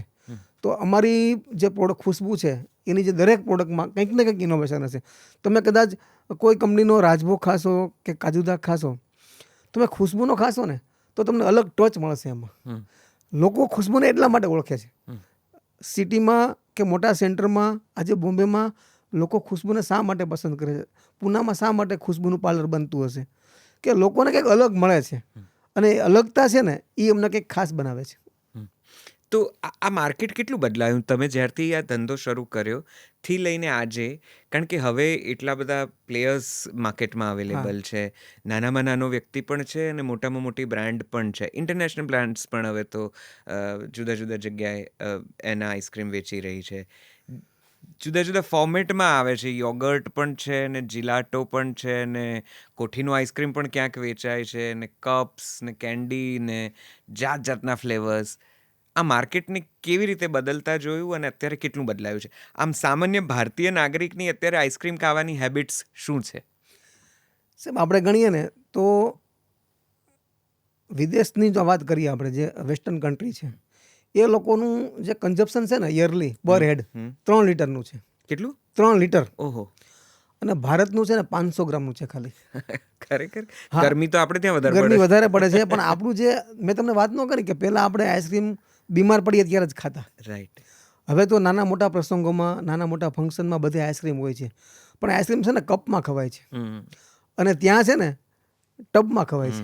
ટબમાં ખવાય. એ લોકો, મારે ઘણીવાર વાત થતી હોય ને, મારા ઘણા મિત્રો છે ફોરેન કન્ટ્રીમાં, તો મને કે હિંમત અહીંયા છે ને લોકો આઈસ્ક્રીમમાં છે ને કપમાં ખાય છે, અમે ત્યાં ટબમાં ખાઈએ છીએ. એટલે હું મને કહેતો હોય ને કે તમારું કન્ઝપ્શન આટલું બધું કેમ છે, તો મને કે તમારું અહીંયા છે ને જે ખાવાની તમે નાનામાં ખાઓ છો, અમે મોટામાં ખાઈએ છીએ. બરાબર. તો એ ટબમાં ખાય છે ને તો કન્ઝપ્શન મોટું થાય છે લોકોનું, અને લોકો ડેઝર્ટ તરીકે આઈસ્ક્રીમને જ કરે છે. હજી ઘણીવાર કેવું છે આપણા ગામડામાં કે ઘણા લોકોની એવી મેન્ટાલિટી હોય છે કે આઈસ્ક્રીમ ખાવાથી શરદી થઈ જાય, જી જી જી જી કે ઠંડુ છે. જી. ખરેખર આઈસ્ક્રીમ ઠંડુ નથી, એનો સ્વભાવ ગરમ છે, જોવામાં ઠંડુ લાગે. આજે ડૉક્ટરમાં પ્રિફર કરે છે કે આઈસ્ક્રીમ ખાવાથી તમારી સ્વાસ્થ્યવર્ધક તમે બનો છો. અને ઘણીવાર તો કોવિડ પછી તમને વાત કરું તો કોવિડ પછી આઈસ્ક્રીમનું કન્ઝપ્શન વધ્યું છે. એની પાછળનું કારણ શું છે કે આજે પ્રોટીન વર્ધક આઈસ્ક્રીમ, પછી સુગર ફ્રી આઈસ્ક્રીમ, જીલાટો આઈસ્ક્રીમ, તો આ બધા આઈસ્ક્રીમો છે ને આઈસ્ક્રીમને એક નવી ઊંચાઈએ લઈ જાય છે. ભલે આઈસ્ક્રીમ એ આઈસ્ક્રીમ જ છે, પણ એને જે રીતે પ્રસ્તુત કરી રહ્યા છે ને અમે લોકો, જે રીતે કે જીલાટોમાં આઈસ્ક્રીમ વેચીએ છીએ, તો એની ક્વોલિટીની એક અલગ માપદંડ હોય છે. પછી તમે સમજો કે આઈસ્ક્રીમ કપ્સમાં આવે છે કે પાર્લરમાં સ્કૂપમાં વેચાય છે. તો દરેક આઈસ્ક્રીમમાં જે ક્વોલિટીના જે માપદંડ છે ને એ અમે બહુ ઊંચા લઈ ગયા છીએ. આજે લોકો છે ને એટલા બધા હેલ્થ કોન્શિયસ થઈ ગયા છે જી કે પેટમાં શું નાખવું ને એ પહેલાં 5 વાર વિચારે છે. બરાબર. તમે નહીં માનો, આઈસ્ક્રીમનો જે કપ હોય ને, કોન હોય, એમાં જોવે છે કે આની મેન્યુફેક્ચર ડેટ કઈ છે. લોકો એટલા બધા કોન્શિયસ થઈ ગયા છે હેલ્થથી. તો એના હિસાબે અમે પણ એટલા બધા એડવાન્સ થતા જઈએ છીએ કે લોકોને જે જોઈએ છે ને એના કરતાં વિશેષ શું મારે આપવું જોઈએ. આજે અમે એવું વિચારીએ છીએ કે મેં જે વાત કરી તમને કે આઈસ્ક્રીમ લોકો કપમાં ખાય છે, તો એને આપણે વધારવું કેમ? તો એના માટે અમે વિચાર તો કરતા જશું ને, કંઈક ને કંઈક નવું આપણે ઇનોવેશન લાવશું. તો એના માટે મેં એવું વિચારીએ છીએ કે આઈસ્ક્રીમ ખવડાવવા માટે કરવું શું જોઈએ. તો અમે અલગ અલગ એવા લોકોને આઈસ્ક્રીમ ખાવાથી લોકોનું સ્વાસ્થ્ય સુધરે છે એ તો નક્કી જ છે, પણ આઈસ્ક્રીમ ખાવાના બીજા ફાયદાઓ અમે બતાવશું એને. આઈસ્ક્રીમ મોટા ટબમાં ખવાય એવું અમે બતાવશું અમે એને લોકોને. અને અલગ તમે જેમ વાત કરી એમ કે જીલાટો આવ્યું છે, પછી પેલું ફાલુદા આઈસ્ક્રીમ આવે છે અત્યારે, પછી જે પાર્લરમાં જે પ્રીમિયમ આઈસ્ક્રીમ આવે છે. તો આ બધા આઈસ્ક્રીમની છે ને જે ક્વોલિટી છે, એની ક્વોન્ટિટી છે અને એના જે ઇન્ગ્રીડિયન્ટ્સ છે એના વિશે અમે લોકો સુધી જઈએ છીએ કે અમે આવી આવી વસ્તુ બનાવીને આઈસ્ક્રીમ બનાવીએ છીએ. તો કદાચ તમે આખો દિવસમાં બીજું કંઈ નહીં ખાવ અને આઈસ્ક્રીમ ખાશો ને તો પણ તમને કંઈ વાંધો નહીં આવે. તો તમે લોકો અમને ટબમાં આઈસ્ક્રીમ ખાતા કરીને જ જંપશો એમ ને? યસ. એ સમયને કેટલી વાર છે જ્યારે ભારતીય આઈસ્ક્રીમને પોતાના મેઇન મેનુમાં, રૂટીનમાં, હેબિટમાં સામેલ કરશે અને કપ છોડીને ટબમાં ખાવા સુધી પ્રેરાશે? એ સમય ભારતમાં કેટલો દૂર છે? સાહેબ, તમે આઈસ્ક્રીમના મેન્યુફેક્ચરર તરીકે સાહેબ શું એ જુઓ સમય છો? બહુ દૂર નથી. એનું કારણ છે કે આજે મોટી મોટી હોટલો અને મોટા મોટા જે રેસ્ટોરન્ટ હોય ને એમાં તો આઈસ્ક્રીમ મેનુમાં આવી જ ગયું છે. હમ, હવે જરૂર છે એની ક્વોન્ટિટી વધારવાની, હમ, તો અમે એના પ્રયાસો કરી રહ્યા છીએ. હવે અમારે અમારો ગ્રોથ લેવો છે તો અમારે આ ક્વોન્ટિટી વધારવી જ પડશે. તો એના તરફ અમે અત્યારે પ્રયાણ કરી રહ્યા છીએ. અમારા જે નવા પ્રોડક્ટો બની રહ્યા છે અત્યારે, આવતા વર્ષથી અમે આખી એક નવી સિરીઝ ઊભી કરી રહ્યા છીએ ખુશ્બુમાં. હમ. તો એ અમે મોટા પેક જ કરવાના છીએ અને ઓનલાઈન જે આજે બ્લિંકિટ ને આજે અલગ અલગ એપથી આઈસ્ક્રીમો વેચાય છે, તો અમે એના માટે પણ અલગ એક સેન્ટ્રલાઇઝ કિચન બનાવી રહ્યા છીએ કે ત્યારથી આઈસ્ક્રીમ વેચાય. એ કપ તો મોટો જ હશે, તો લોકોને કન્ઝપ કરવો હોય તો મોટો જ કન્ઝપ કરવાના છે. પણ આપણી જે ભારતીય માનસિકતા છે હિંમતભાઈ, એ જરા એની અગેન્સ્ટ એ રીતે છે કે તમે કીધું એ પ્રમાણે આજે પણ પરિવારોમાં એવું છે કે શરદી, ખાંસી, ઉધરસ થાય એટલે પહેલો દોષ, પહેલી આઈસ્ક્રીમ આવે આંગળી છે. ચીંધાય સાહેબ, એ આઈસ્ક્રીમ ઉપર, એ કે આખો પ્રશ્ન દાડો આઈસ્ક્રીમ ખાખા કરે છે ને એમાં થયું. સૌથી થઈ ગઈ છે. સાહેબ તમે નહીં માનો, અત્યારે જ્યારે કોવિડ હતું ને, કોવિડ ત્યારે ઓફિશિયલ સાઇડમાંથી એવું કહેવામાં આવ્યું હતું કે આઈસ્ક્રીમ ખાવાથી શરદી થાય અને શરદી થવાથી કોવિડ થાય છે. હમ. સાહેબ તમે નહીં માનો, લિટરલી અમારી બારી બંધ થઈ ગઈ હતી, જી બિલકુલ બિલકુલ. જેથી અમારી ઇન્કમ હતી. પછી અમે આઈસ્ક્રીમ મેન્યુફેક્ચર એસોસિએશન બધા ભેગા થઈ અને સરકારને રજૂઆત કરી કે તમે તમારી એ સાઈડ ઉપરથી ફરીવાર લોકોને કહો આઈસ્ક્રીમ ખાવાથી કોવિડ નથી થતો. આઈસ્ક્રીમ એક શ્વાસવર્ધક ખોરાક છે. તો સરકારે જાહેરાત પણ કરી અને ધીરે ધીરે અમારું આ જે બારી બંધ હતી એ ખુલી ગઈ. અને ખુલ્યા પછી એવી ખુલી કે લોકો અવેર થઈ ગયા કે આઈસ્ક્રીમ ખાવાથી કોઈ પ્રકારની ડિસીઝ થતા નથી. તો જ્યારે તમે કહો છો કે આઈસ્ક્રીમ સ્વાસ્થ્યવર્ધક છે, તો એ કયા આધારે આપ કહો છો કે આઈસ્ક્રીમ સાહેબ એમાં સ્વાસ્થ્યવર્ધક છે? પ્રોટીન અમને પૂરા, જણાવો જરાક. જો આપણા બોડીને જોઈએ શું, હમ. પ્રોટીન જોઈતું હોય, ફાઈબર જોતું હોય છે, પછી અમુક ફેટની પણ જરૂર પડતી જી, હોય, જી. ચરબીની પણ જરૂર પડતી જી, હોય. જી. સાહેબ બધા જે આ છે ને વસ્તુ એ આઈસ્ક્રીમમાં છે, કારણ કે દૂધમાંથી જ બને, સમજો. એટલે દૂધ એક સંપૂર્ણ સ્વાસ્થ્ય આહાર છે, એ તો તમે માનશો જ. દૂધમાંથી બને છે. હવે એમાં ક્રીમ આવે છે, એમાં મિલ્ક પાવડર આવે છે. આજે લોકો અલગથી મિલ્ક પાવડર, પ્રોટીન વધારવા પ્રોટીન પાવડર લે છે, એ મિલ્ક પાવડરમાંથી જ બને છે. તો આ જે બધી વસ્તુઓ છે ને એ આઈસ્ક્રીમમાં છે. તો હું તો કહું છું આઈસ્ક્રીમ છે ને એક સંપૂર્ણ આહાર છે. કદાચ તમને ખાવાનો મળે ને તો ખાલી આઈસ્ક્રીમ ખાજો. વાહ! જે લોકો આઈસ્ક્રીમના રસિયા છે એમને તો આ સંવાદ સાંભળીને મજા પડી જવાની છે. એમને એમ થઈ જશે કે બસ ત્યારે હવે આજે તો 2-4 કપ તો આઈસ્ક્રીમ ખાવા જ છે. ખાવા જ છે. પણ તમે કીધું કે મિલ્ક પ્રોડક્ટ્સ બધી આઈસ્ક્રીમમાં ઘણી જુદી જુદી રીતે વપરાય છે. હવે એક સ્વાસ્થ્યની દ્રષ્ટિએ અને પોતાના પ્રેફરન્સની દ્રષ્ટિએ પણ એક એવો વર્ગ ઊભો થયો છે કે જેને મિલ્ક સાથે સીધો વાંધો છે કે ના, અમે કોઈ પણ પ્રકારની મિલ્ક પ્રોડક્ટનો ઇન્ટેક નથી લેતા, અમારે નથી લેવી. તો આઈસ્ક્રીમમાં એનો ઇનોવેશન્સ પણ થવા માંડ્યા છે. સાહેબ 100% થવા માંડ્યું છે. મિલ્ક પ્રોડક્ટમાં શું હોય છે કે જે ફેટ હોય ને એ નુકસાન કરતા હોય છે. તો આજે 0 ફેટ આઈસ્ક્રીમ બનવા માંડ્યા છે. એમાંથી ફેટ કાઢી નાખે છે અને માત્ર પ્રોટીન, ફાઈબર ને આવું હોય છે. તો લોકો એ કન્ઝપ કરે છે. તો આજે લોકો હેલ્થ કોન્શિયસ થઈ ગયા છે ને, તો બોડીનું બહુ ધ્યાન રાખે છે, ફિગરનું બહુ ધ્યાન રાખે છે. તો એના માટે ફેટ અસર કરતી હોય, સુગર અસર કરતી હોય, તો સુગરલેસ આઈસ્ક્રીમ બને છે. મધમાંથી પણ આઈસ્ક્રીમ બનાવવાનું ચાલુ થયું છે અત્યારે, 0 ફેટ અને મધમાંથી. પછી એક આ ઉપરાંત જીલેટો તો બની રહ્યું છે. જીલેટોમાં ફેટ હોય છે, પણ જે ફ્રૂટના રસમાંથી આઈસ્ક્રીમ બને છે જી. એ આઈસ્ક્રીમ પણ આજે એમાં મિલ્ક હોતું જ નથી. તો ફ્રૂટના રસમાંથી આઈસ્ક્રીમ બને છે આજે. અને એ આઈસ્ક્રીમ પણ એની કેન્ડી, કપ્સ બધું બને છે. એમાં કોઈ પ્રકારનું ફેટ નથી હોતા, કોઈ પ્રોટીન હોતું નથી, કોઈ ફાઈબર હોતું નથી. અને માત્ર ફ્રૂટના જે રસ હોય ને એનાથી એને સ્વીટ બનાવવામાં આવે છે અને મધ ઉમેરવામાં આવે છે. તો આ પ્રોડક્ટ છે ને એ આજે જે લોકો ખૂબ જ હેલ્થ કોન્શિયસ છે, કે જે લોકો ખૂબ આ સમજે છે કે બોડીને કઈ રીતે સાચવવું, તો તો આ લોકો આવું પણ કન્સેપ્ટ કરે છે. તો શહેરમાં કદાચ આ કોન્સેપ્ટ્સ બહુ જ અર્બન છે, ઘણા નવા છે ને લોકો ફોલો કરતા હોય છે હેલ્થને લઈને, યસ કે ભાઈ શુગર ફ્રી આઈસ્ક્રીમ ને યસ આ વિધાઉટ મિલ્કનો આઈસ્ક્રીમ વગેરે વગેરે. ગામમાં પણ આ પ્રકારના તમારો અનુભવ શું કહે છે? ગામમાં પણ આ પ્રકારના કોન્સેપ્ટ ચાલે છે કે ત્યાં એ લોકો સિમ્પલ કાજુ દ્રાક્ષ, રાજભોગ, કેસર પિસ્તા અને એ પ્રકારના આઈસ્ક્રીમ જે મિલ્ક્સમાંથી જ બનેલા હોય અને થોડા નક્કર જેવા લાગે એને જ વધારે સબ કન્ઝ્યુમ કરે બેઝિક તો છે ને આઈસ્ક્રીમ ખાવાની મજા તો એ જ આવે. તમે પણ તમે કદાચ તમે ગમે એટલા હેલ્થ કોન્શિયસ હશો, તમે જ્યારે આ આઈસ્ક્રીમ ખાશો ને 0 ફેટના ને, તો તમને એવું લાગશે કે હું કંઈક બીજું ખાઈ રહ્યો છું. અચ્છા. જે ફેટની મજા છે, જે આઈસ્ક્રીમનો જે ઓરિજિનલ ટેસ્ટ છે, એ તો તમે ફેટથી જ આવવાનો છે, ક્રીમથી જ આવવાનો છે. જો તમે એને લેસ કરી નાખશો, જેને આઈસ્ક્રીમ ખાવું છે ને, અને ગામડામાં કોઈને કંઈ થતું નથી જનરલી, લોકો દબાઈને આઈસ્ક્રીમ ખાય છે. સાહેબ મારા ગામના લોકો 500 ગ્રામ કિલો આઈસ્ક્રીમ બેઠા બેઠા ખાઈ જાય છે. ઓહો. એવા લોકો પણ છે હજી. તો 2 વર્ગ બની ગયા છે. જે બહુ હેલ્થ કોન્શિયસ છે ને, એ આ દિશામાં છે. જી. અને જે લોકોને કાજુ દ્રાક્ષ, બટરસ્કોચ અને રાજભોગ ખાવો છે ને, તો એ જ ખાવાના છે. અને હું તો કહું છું એ ખાવામાં કોઈ ખરાબી નથી. હું પણ ખાઉં છું, મને કોઈ વાંધો નથી. તો આ જે 2 વર્ગ છે ને, એના માટે મારે બંને વર્ગને સાચવવા પડશે. બરાબર છે. આજે મારા ગામડાના લોકોને સાચવવા પડશે અને મારે સિટીમાં પ્રવેશ કરવો છે, તો મારે એવી એ પણ પણ પ્રોડક્ટ બનાવવી સાચવવા પડશે કે એ લોકોને પણ હું મારા પ્રોડક્ટ સાથે જોડી શકું.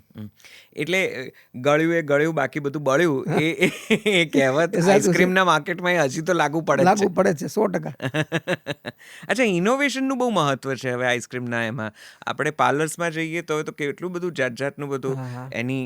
એના ગાર્નિશિંગ પર કે એના પ્રેઝન્ટેશન્સ પર તો ધ્યાન આપવામાં આવે છે, પણ ઘણી બધી ફ્લેવર્સના આઈસ્ક્રીમને હવે ઉપર સહેજ મરચું એ નાખે અને સહેજ મસાલો પણ હોય ને કંઈક બીજું પણ હોય ને ત્રીજું હોય. પ્રેઝન્ટેશન્સ તો ખેર અફલાતુન થતું જ જાય છે, પણ ફ્લેવર્સ અને ઇનોવેશન્સ પણ નવા આવતા જાય છે. સાહેબ એ કેવું છે ખબર છે, લોકોને છે ને રોજ કંઈક નવું જોઈએ છે.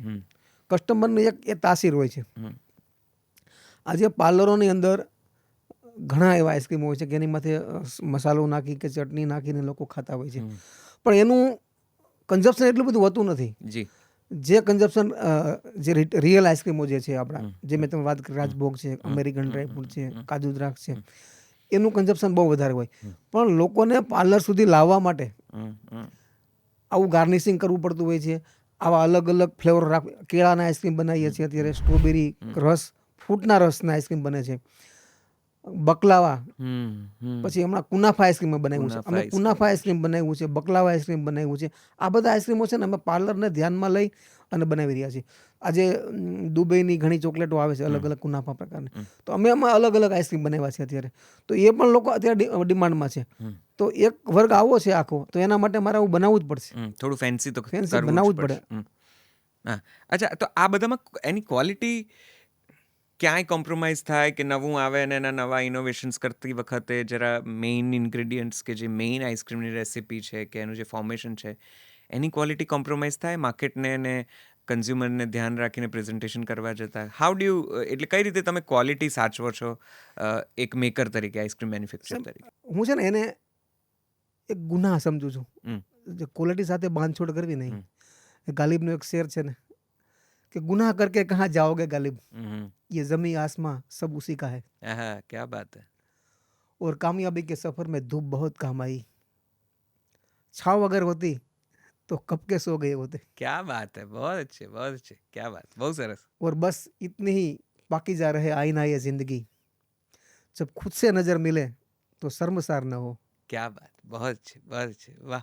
જ્યારે પ્રોડક્ટ બનતી હોય ને ત્યારે જે હાઇજેનિક મેન્ટેન કરવું ને એ સૌથી મોટી ચેલેન્જ હોય છે. બરાબર. કારણ કે આઈસ્ક્રીમ છે ને એક મિલ્ક પ્રોડક્ટ છે, એમાં સુગર આવતી હોય, ક્રીમ આવતી હોય, તો આ બધી વસ્તુ છે ને એ હાઇજેનિક રાખવી અઘરું હોય છે.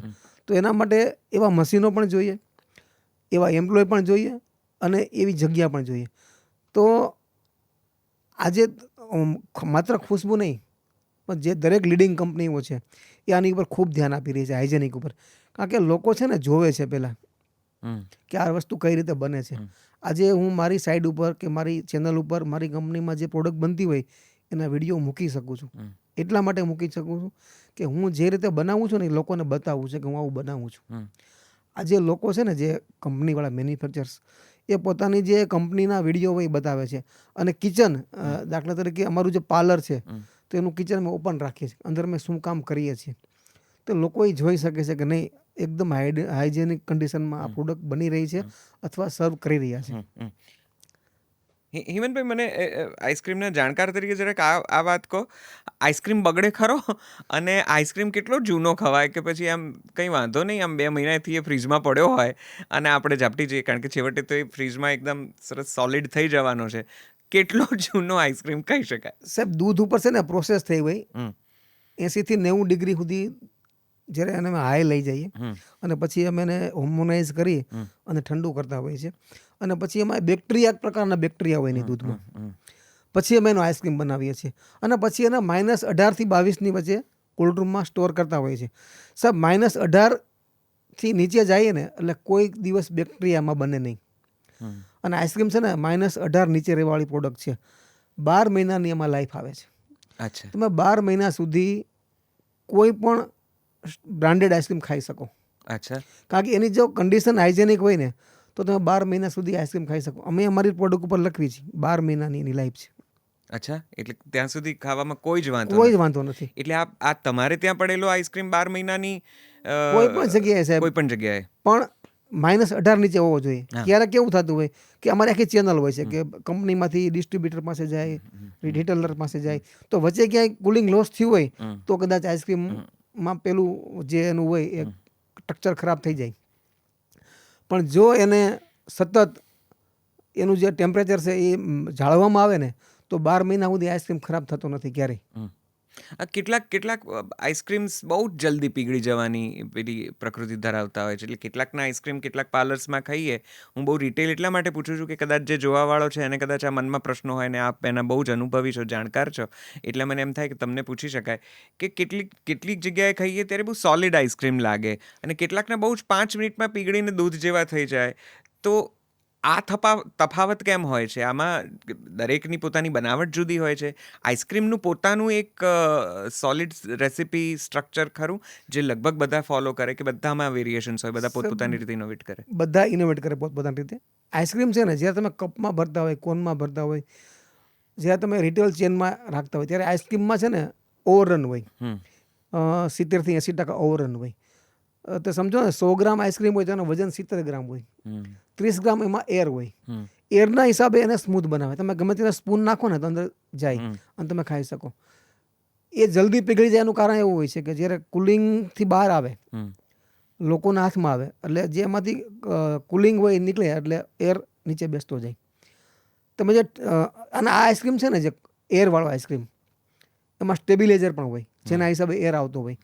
તો એ આઈસ્ક્રીમ છે ને સાહેબ 12 મહિના સુધી તમે રાખી શકો. એમાં જે ફૂડના જ બધા ઇન્ગ્રીડિયન્ટ્સ હોય છે, ગવાર ગમ છે, આ બધું છે ને એ એમાં એડ કરે. એના હિસાબે આઈસ્ક્રીમ છે ને એકદમ ચીકણો બને અને એરવાળો, અને એ આઈસ્ક્રીમને પકડી રાખે. તો તમે આખું વર્ષ આઈસ્ક્રીમ ખાઈ શકો એને. આ એક જનરલ પ્રોસેસ છે દરેક કંપનીઓની. હવે તમે જે વાત કરી ઠોસ આઈસ્ક્રીમ મળે છે પાર્લરોમાં, સાહેબ એને તમે જિલેટો કહી શકો અને કોઠીનો આઈસ્ક્રીમ કહી શકો, જે એકદમ નોર્મલ 18મી ને 19મી સદીમાં બનતો ને એ આઈસ્ક્રીમ છે. બરાબર. એ આઈસ્ક્રીમની લાઈફ 4 થી 5 દિવસની હોય છે. 4-5 દિવસમાં એ વેચી નાખવો પડે. જો તમે વેચો નહીં તો એ આઈસ્ક્રીમ બગડી જાય, કારણ કે એમાં એર નથી, એમાં કોઈ પ્રકારના સ્ટેબિલાઇઝર, કોઈ ગવાર ગમ કે કોઈ એવા ફૂડના એમાં ઇન્ગ્રીડિયન્ટ્સ નથી. તો એના હિસાબે એ આઈસ્ક્રીમની લાઈફ ઓછી હોય છે.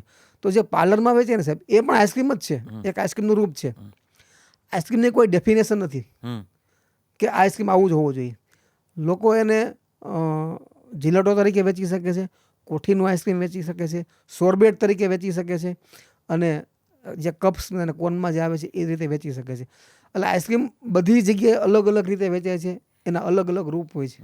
અચ્છા, એટલે આ રેસીપીમાં કે આ સ્ટ્રક્ચરમાં થોડો ઘણો કોઈ ફેરફાર થાય તો કોકનું જલ્દી પીગળી જાય અને કોકનું થોડો વધારે લાંબા સમય સુધી રહે, જરા નક્કર રહે. હવે જે આ માર્કેટ એટલું બધું ગ્રો થયું કે એક સમયે તો મને યાદ છે કે ટેલિવિઝન પર પણ એડ આવતી હતી કે તમે તમારા ઘરે પેલી આઈસ્ક્રીમ બનાવવાની કોઠી વસાવો અને તમે જાતે આઈસ્ક્રીમ બનાવો. પેલું સોફ્ટિલની કોઠી આવતી હતી ને લોકો પેલું ઢગલા બંધ આખા પડોશીઓનો ભેગો કરીને બરફ નાખે અને પછી ગોળ ગોળ ગોળ ગોળ ખૂબ ફેરવે. એબ્સોલ્યુટલી. એ આખી વાત જ હવે એટલી બધી દાયકાઓ જૂની હોય એવી થઈ ગઈ. ઘેર ઘેર ને ઠેર ઠેર આઈસ્ક્રીમ મળતા થઈ ગયા. સાહેબ એ આઈસ્ક્રીમના બીજ નખાણ હતા ત્યારે. આઈસ્ક્રીમ ખાવાનું આપણામાં ગાંઠ પણ ત્યારથી ચાલુ થયું હતું. કરેક્ટ. અને હવે છે ને તમે આઈસ્ક્રીમ બનાવો અહીંયા કોઠીનો આઈસ્ક્રીમ બનાવો તો તમે તમારા ફેમિલી ખાઈ શકો. તમે એને વેચી ન શકો, કારણ કે તમે વેચવા જાઓ તો એના માટે તમારે પ્રોસેસ બધી કરવી પડે, મશીનો લાવવા પડે. તો હવે ઘરે ઘરે આઈસ્ક્રીમ કોઈ બનાવવાના નથી. આજે લોકો પાસે ટાઈમ નથી. તમને ખબર છે ઘરે કોઈ હવે રાંધતું નથી, બધી સેન્ટ્રલ કિચન આવી ગયા છે. તો હવે આઈસ્ક્રીમ પણ કોઈ બનાવવાનું નથી. તો આઈસ્ક્રીમ તો કોઈને તો બનાવવો પડશે ને, તો અમે કેમ ન બનાવીએ? તો હવે અમે આઈસ્ક્રીમ બનાવીને લોકો સુધી પહોંચાડીએ છીએ. તો આ કોઠીનો આઈસ્ક્રીમ જે એની મૂળ, જેને કહેવાય કે જે એની મૂળ પ્રોસેસથી બનતો હતો, હવે એનું માર્કેટ છે, લોકો પસંદ કરે છે? કારણ કે ઓર્ગેનિક આઈસ્ક્રીમ્સ ને હર્બલ ને એવું બધું જાત જાતનું નીકળ્યું છે બધું. હજી એક વર્ગ છે કે જે કોઠીનો આઈસ્ક્રીમ ખાય છે, અને એ છે ને તાજો આઈસ્ક્રીમ ખાવાની મજા આવતી હોય છે લોકોને. અને તમને વાત ન કરી કે જે ફેટ ખાવાથી કોઈ વાંધો નથી, જેને સુગર ખાવાથી કાંઈ વાંધો નથી, એ લોકો કોઠીનો આઈસ્ક્રીમ દબાવીને ખાય છે. ઓકે, આ આખી બિઝનેસમાં એની ડિસ્ટ્રીબ્યુટર ને ડીલરની ચેનલનું પણ કોઈ ખાસ ઇમ્પોર્ટન્ટ, ખુશ્બુ આઈસ્ક્રીમના ડિસ્ટ્રીબ્યુશનમાં તમને કેવા અનુભવો થયા? સાહેબ, ખુશ્બુ આઈસ્ક્રીમના ડિસ્ટ્રીબ્યુટરો છે ને, એ સૌથી મોટી અમારી ચાવીરૂપ ભૂમિકા ભજવતા હોય છે. કારણ કે દુકાને દુકાને આઈસ્ક્રીમ વેચવાઈ જતા હોય છે. અને સુપર સ્ટોકિસ્ટ છે જે લોકો ડિસ્ટ્રીબ્યુટરને માલ પહોંચાડતા હોય. આ ચેનલ સાહેબ ઊભી કરવા માટે છે ને એક બહુ મોટો અનુભવની જરૂર હોય છે. સાહેબ, તમને હું મારી વાત કરું ને તો આઈસ્ક્રીમ બનાવ્યું પણ મેં, એનું પેકિંગ પણ અમે જ કર્યું, અને વેચવા પણ અમે જ જતા.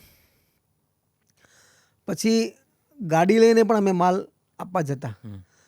એટલે અમે ડીલરમાં બન્યા હતા, ડિસ્ટ્રીબ્યુટરમાં બન્યા હતા, અને સેલ્સમેન પણ બન્યો છું હું. તો મને બધી ખબર છે કે ક્યાં ક્યાં કોને શું તકલીફ આવે. એટલે આજે મારા ડિસ્ટ્રીબ્યુટરની જે પીડા હોય ને, જે તકલીફો હોય ને, એ હું સમજતો હોય કે આઈસ્ક્રીમને ડિલિવરી કરવામાં કેવી તકલીફો એ લોકોને પડે છે.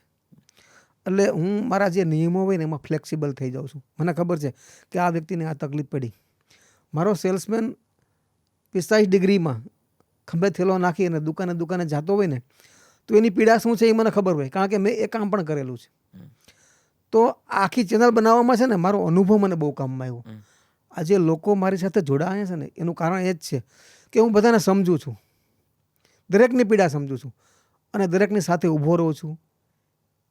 એની પીડા શું છે એને હું સમજું છું. અને હું મારા અમુક જે દરેક કંપનીના કોઈને કોઈ રૂલ્સ હોય છે એમાં અમે બહુ ફ્લેક્સિબલ છીએ. કારણ કે તમે જ્યાં સુધી સામે લોકોને સમજશો નહીં ત્યાં સુધી લોકો જોડાશે નહીં. અને ખુશ્બુ છે ને અમે પરિવારની જેમ આ લોકો મારી જોડાયેલા છે. આજે મારી યારે પહેલો ડિસ્ટ્રીબ્યુટર હતો એ પણ આજે છે, 50મો હતો એ પણ આજે છે, અને 150મો હતો ને એ પણ આજ મારી સાથે છે. જનરલ શું કંપનીઓમાં ડિસ્ટ્રીબ્યુટર બદલતા બહુ હોય છે, પણ મારી સાથે જે જોડાય છે ને સાહેબ, એ માત્ર એક બિઝનેસની ભાવનાથી નહીં પણ એક પરિવારની ભાવનાથી મારીને જોડાય છે. અને ખુશ્બુ આઈસ્ક્રીમ પોતાનું છે ને, એ પોતાપણું છે ને એ લાવે છે. ભવિષ્ય શું જુઓ છો? ભવિષ્યનું શું સપનું છે? સાહેબ, મારું વિઝન છે to connect people with health, productivity and progress by providing quality solution. અમારે સવારે ઉઠવાનું કારણ માત્ર એ જ છે કે લોકોને અમે સ્વાસ્થ્યવર્ધક પ્રોડક્ટ આપીએ, લોકોના જીવનમાં કંઈક ફેરફાર અમે કરીએ એના ખાનપાનમાં. તો એના માટે અમારું એક વિઝન છે કે 2037, વિઝન 2037 સુધીમાં ખુશ્બુ કંપની હિન્દુસ્તાનના ટોપ 10 આઈસ્ક્રીમમાં એક હોય એવું અમારું વિઝન લઈને અમે ચાલીએ છીએ. વાહ! તમે કુડોઝ બ્રાન્ડ પણ લાવી રહ્યા છો કે કદાચ આ વાત કરીએ ત્યાં સુધીમાં, આ પોડકાસ્ટ રજૂ થશે ત્યાં સુધીમાં કદાચ એકાદ પાર્લર આવી પણ ગયું હોય, 1-2 પાર્લર્સ અમદાવાદ કે વડોદરા જેવા શહેરોમાં. કુડોઝમાં શું નવું હશે? અમને શું ખાસ કુડોઝમાં જોવા મળશે જે બાકીના આઈસ્ક્રીમ પાર્લર્સથી એને જુદું બનાવશે? સાહેબ, એમાં છે ને ઇનોવેશન હશે. પહેલાં તો જે અલગ બીજા વેચે છે એના કરતાં અમે અલગ રીતે સર્વ કરશું, અલગ રીતે એમાં અમારી પ્રોડક્ટ હશે. મેં તમને વાત ન કરી એમના કુનાફા છે કે બકલાવા છે કે જે નવી નવી સ્વીટ છે અત્યારે જે ટ્રેડિશનલ સ્વીટ છે એની ઉપર અમે કામ કરી રહ્યા છીએ. તમે નહીં માનો સાહેબ, મોહનથાળ આવે છે ને અમે એનો આઈસ્ક્રીમ બનાવ્યો છે. અચ્છા.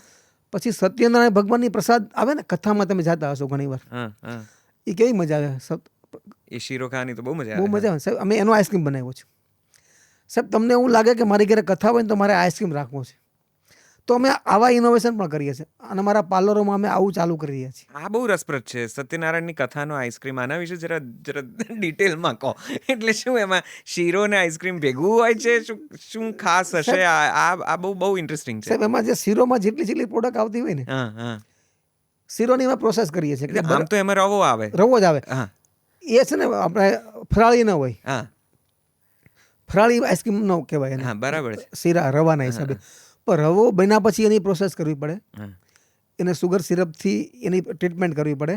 પછી એમાં જેટલા ઇન્ગ્રીડિયન્ટ્સ આવે છે એમાં જો ફ્રૂટ આવતું હોય તો ફ્રૂટનું પણ અમારે ટ્રીટમેન્ટ કરવી પડે કે જે બરફ ન થાય, કારણ કે -18 જાય ને એટલે બરફ પછી થઈ જાય. બરફ થાય.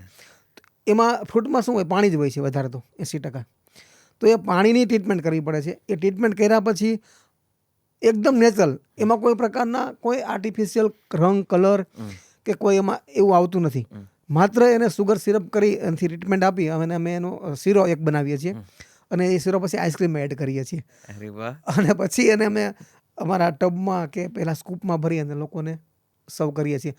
સાહેબ, મને ઘણીવાર લોકો એવું કીધું છે કે અમારી ઘરે આવતા સપ્તાહ હોય ને ત્યારે અમારા કથા હોય, સત્યનારાયણની કથા હોય ને ત્યારે આઈસ્ક્રીમ રાખવું છે. વાહ તો આવા ઇનોવેશન અમે કરી રહ્યા છીએ. વાહ, આ બહુ જ ઇન્ટરેસ્ટિંગ છે. મને પણ જલ્દી તમારા સેન્ટર પર જવું પડશે આ ખાસ તો આ આઈસ્ક્રીમ ખાવા માટે. એવું મોહનથાળનું પણ તમે કીધું. મોહનથાળનું પણ એવું જ કરીએ છીએ અમે. મોહનથાળ છે આપણો, હા એ તો બહુ જ આપણી લોકપ્રિય વાનગી. જે ટ્રેડિશનલ જે સ્વીટ છે ને આપણી, લોકોને એનું ગાંઠ પણ છે જ ખાવાનું, હા જી એની જી ઘેલસા છે જ. જી જી. કારણ કે તમે ગમે ત્યાં જાશો ને, ગમે એટલી સ્વીટ તમે મોહનથાળ ભાવશો ને તો તમારા મનમાં એવું થશે કે મારે મોહનથાળ સહેજ ખાવો છે. મોહનથાળ ખાઈએ. હા તમને શીરો ખાવાનું મન થશે જ. જી. તો લોકોની જે ઇમોશનલ, લોકોનું જોડાયેલું છે ઇમોશનલ જેની સાથે, જે સ્વીટ સાથે, કે જે આજની જે વ્યંજનો છે આપણા, જે દેશી કાઠિયાવાડી, જી. તો હું છે ને એ બધા વ્યંજનો છે ને એમાં પણ આઈસ્ક્રીમ એડ કરવા માંગુ છું. તમે કહેતા ને લોકો વધારે કેમ ખાશે, હા તો કંઈક તો રસ્તો હશે ને એનો. હા તો બરાબર લોકોને છે. અમે આ રસ્તે લઈ જઈને આઈસ્ક્રીમ ખવડાવીએ. વાહ. એમાં આઈસ્ક્રીમ તો અમે એડ કરશું જ. તો અત્યાર સુધી આ બે આઈસ્ક્રીમોના કે આવા પ્રકારના કોમ્બિનેશનના કેવા પ્રતિભાવો છે? કોઈ એવું કીધું છે કે આ શું બધું સાહેબ, બધું લોકો છે ને ભેગું કર્યું છે? લોકો અમને ફોન કરે છે. લોકો અમને ફોન કરે છે કે હિંમતભાઈ તમે આ સરસ બનાવ્યું છે અને આ કઈ રીતે બનાવો છો. અને ઘણી રીતે લોકો અમને એના કોન્ટેક્ટ કરે છે ઓર્ડર માટે અને બીજી ઘણી વસ્તુ માટે જાણવા માટે. કે અને ઘણા લોકો અમને સ્પેશિયલ થેન્ક્સ પણ કહે છે કે ભાઈ બહુ મજા આવી એમ. વાહ. રાત્રે પાર્લરો રાત્રે ચાલતા હોય છે, તો રાત્રે અમને ફોન આવે 10 વાગે હા હા કે હિંમતભાઈ તમારા આ પાર્લરે આવ્યા હતા, નિકોલ પાર્લરે આવ્યા હતા, કે તમારા રાજકોટના આ પાર્લરે આવ્યા હતા, કે સુરતમાં તમારા આ પાર્લરે અમે જઈએ ગયા હતા, કે તમારા પૂનાના આ પાર્લરે અમે આઈસ્ક્રીમ ખાધો. તો અમને પણ ખૂબ અમે મોટિવેટ થઈએ છીએ એનાથી. તો આ આટલી મોટી સફર ને આટલી મોટી યાત્રામાં જે પણ સંઘર્ષ વેઠ્યો, જ્યાં સફળ થયા કે જે સફળતાએ પહોંચ્યા, મને થોડાક હવે એવા સવાલોના જવાબો જોઈએ છે જે કદાચ કોઈ પણ ઉદ્યોગ સાહસિક બનવા વિચારતું હોય કે કોઈકના મનમાં કંઈક સપનું હોય ને કંઈક સાહસ કરવા વિચારતું હોય, વેપાર કરવા માગતા હોય, એને થોડુંક બળ મળે, થોડુંક માર્ગદર્શન મળે. જો સપનું હોય તો કઈ રીતે એને હકીકતમાં સફળતામાં બદલવું? ખુશ્બુ આઈસ્ક્રીમનો તમારો અનુભવ કોઈ ઉદ્યોગ સાહસિકને શું પ્રેરણા આપવા માંગશે? કઈ રીતે માર્ગદર્શન આપશો? સાહેબ, પહેલાં તો છે ને કમિટેડ મહેનત તમારી હોવી જોઈએ કોઈ પણ વસ્તુ માટે. બીજું પ્રમાણિક પુરુષાર્થ અને નિષ્ઠા. આ સાથે લઈ અને આપણે જ્યારે સફરમાં નીકળ્યા હોય ને તો કુદરતનો પણ નિયમ છે કે તમને ક્યારેય કોઈ બીટ ન કરી શકે. ક્યારે પણ મારા ઘણા પૈસા છે ખોટા થયા હશે માર્કેટમાં, પણ કોઈનો એકમાં રૂપિયો આજ સુધી હિંમતભાઈ કે એની ખુશ્બુ કંપનીએ કોઈનો ખોટોય નહીં કર્યો હોય અથવા જતો નહીં થવા દીધો હોય. તો આ અમારી એક પ્રમાણિકતા છે, અમારી આ નિષ્ઠા છે અને અમારી મહેનત છે. સાથે સાથે કિસ્મત પણ કામ કરતી હોય છે અને તમારી પ્રોડક્ટનું ઇનોવેશન પણ કામ કરતું હોય છે. તો કોઈ પણને સફળ થવું હોય ને સાહેબ, તો માત્ર એક વસ્તુની આધારે તમે સફળ ન થઈ શકો. આજે જલસો એટલું સફળ થયું હોય તો એની પાછળ ઘણા પરિબળો કામ કરતા હશે નિશતભાઈ. જી. તો ક્યાંક ને ક્યાંક અમારી અંદર પણ ક્યાંક ને ક્યાંક આવી એક ભાવના હતી કે લોકોનું સારું કરવું, સારું ફૂડ આપવું લોકોને, જેના હિસાબે લોકોના જીવનમાં કંઈક ફેરફાર થાય. તો આવું અમે પ્રયત્ન કરીએ છીએ અને એમાં સફળ થતા જઈએ છીએ. સફળતાનો કોઈ મંત્ર ખરો? તમને કોઈ ટીપ, કોઈ ઇક્વેશન હાથ લાગ્યું, કોઈ સમીકરણ હાથ લાગ્યું? સાહેબ, સફળતાનો મંત્ર મારા હિસાબે તો દરેક લોકોના પોતપોતાના વિચાર હોય સફળતા વિશે હોય છે. મારો સફળતા માટે માત્ર એટલો જ મંત્ર છે કે જે વિઝન નક્કી કર્યું છે, કે જે મેં ગોલ નક્કી કર્યો છે એની પાછળ એટલો ભોગ આપો કે તમે તમારા જે સપના છે એને સાકાર કરવા માટે રાતને દી એક કરી નાખો. અને મેં રાતને દી મેં 18 કલાક કામ કરેલું છે. જ્યારે મારી આ સ્ટ્રગલ હતી ત્યારે આજે હું મારા ફેમિલીને ટાઈમ પરિવારને ટાઈમ આપી શકું છું. એની પાછળનું માત્ર એટલું કારણ છે કે એક લેવલે પહોંચ્યા પછી મેં મારી ચેનલ સેટ કરી દીધી છે. આજે મારી આ કંપનીની અંદર એવી ટીમ કામ કરે છે કે જે ટીમ કંપનીમાં હોય ને તો મારે કંપનીમાં જવાની જરૂર રહેતી નથી. મેનેજમેન્ટ છે ને સાહેબ, મેનેજમેન્ટ એ સૌથી મોટો પાર્ટ છે કોઈ પણ ઇન્ડસ્ટ્રીઝ માટે. આજે મારી કંપનીની અંદર એવા 8-10 હીરાઓ છે કે જે એવા મેનેજરો છે. એ મેનેજરો કંપનીમાં હોય તો મને એવું નથી થતું કે મારે કંપનીમાં જવું જોઈએ. અને જે દિવસે હું કંપનીમાં ન જાઉં ને તે દિવસે મને વધારે પણ ફાયદો ક્યારેક થાય છે. તો હું જ કરી શકું ને એ ભાવના મેં મૂકી દીધી છે. હું કરાવી શકું છું. વાહ. હું મેનેજ કરી શકું છું લોકોને. અને લોકોને મેનેજ કરતા આવડે ને એ લોકો ઉપર રાજ કરી શકે, કદાચ એવું પણ બની શકે. વાહ વાહ. પણ આ દરમિયાન કદાચ ક્યારેક એવી ક્ષણ પણ આવી હશે જ્યારે તમે નાસીપાસ થયા હશો, આપણે વાત કરીએ એ પ્રમાણે. ત્યારે ધારો કે કંઈક છૂટી ગયું હોય, કંઈક રહી ગયું હોય, ક્યારેક કંઈક નુકસાન થયું હોય, તો એમાંથી બહાર આવવાની કઈ સ્પિરિટ હોય છે? એ કઈ અંદરની ભાવના છે જે તમને પડ્યા પછી પણ ઊભા કરે છે? એટલે એ પણ અમને સમજાવો કે કોઈક આટલા મોટા ધંધામાં ને આટલી મોટી યાત્રામાં બધા જ દિવસો કંઈ સુખરૂપ તો હશે નહીં. નો હોય. તો કેવી રીતે પોતાની જાતને પાછી મેળવીને કઈ રીતે આગળ વધ્યા? એ કયો મંત્ર છે? એ શું કરી શકાય? Self motivation. પહેલાં તો માનસિક મજબૂતાઈ કેળવવી જ પડે. અને એ માનસિક મજબૂતાઈ અમે એટલી બધી કેળવી હતી, અમને ખબર હતી કે આપણી પાસે ને લાકડાની તલવાર છે અને લડવા જવું છે વાહ. અને જીતવું છે. તમને ખબર હોય સાહેબ કે 1 નંબરનો સેનાપતિ હોય ને અને 40 નંબરનો સેનાપતિ હોય, એમાં જીતે કોણ? 100% 1 નંબરનો જીતી જાય. પણ 40 નંબરનો ને 39 નંબરનો જ્યારે લડતો હોય ને ત્યારે બેમાંથી એક જીતતા હોય. પણ ક્યારેક છે ને 40 નંબરનો જીતી જાય. કારણ કે ઓલો તલવાર ઊંચી કરે ને, આને ઊંચી કરતા નથી આવડતું, આને ભરાવી દેતા આવડે છે. તો ક્યારેક એવું પણ બને કે આપણે ડાયરેક્ટ પોઈન્ટ ઉપર પહોંચી જતા હોય છે. વાહ. તો અમે ક્યારેક છે ને અમારું જે કોઠાસૂદથી અમે એવા પણ ઘણા કોઠા ભેદી દીધા છે કે ત્યાં અમને સફળતા મળી છે. હું તો કોઠાસૂદ સાહેબ જે હોય ને એ બહુ કામ કરતી હોય બહુ છે. સાચી વાત છે. મેં MA સુધી અભ્યાસ કર્યો, પણ અભ્યાસથી સાહેબ શું થાય, આપણી અંદર જે તહેજીબ આવે પણ એ બિઝનેસમાં ક્યાંય કામમાં નથી આવતું.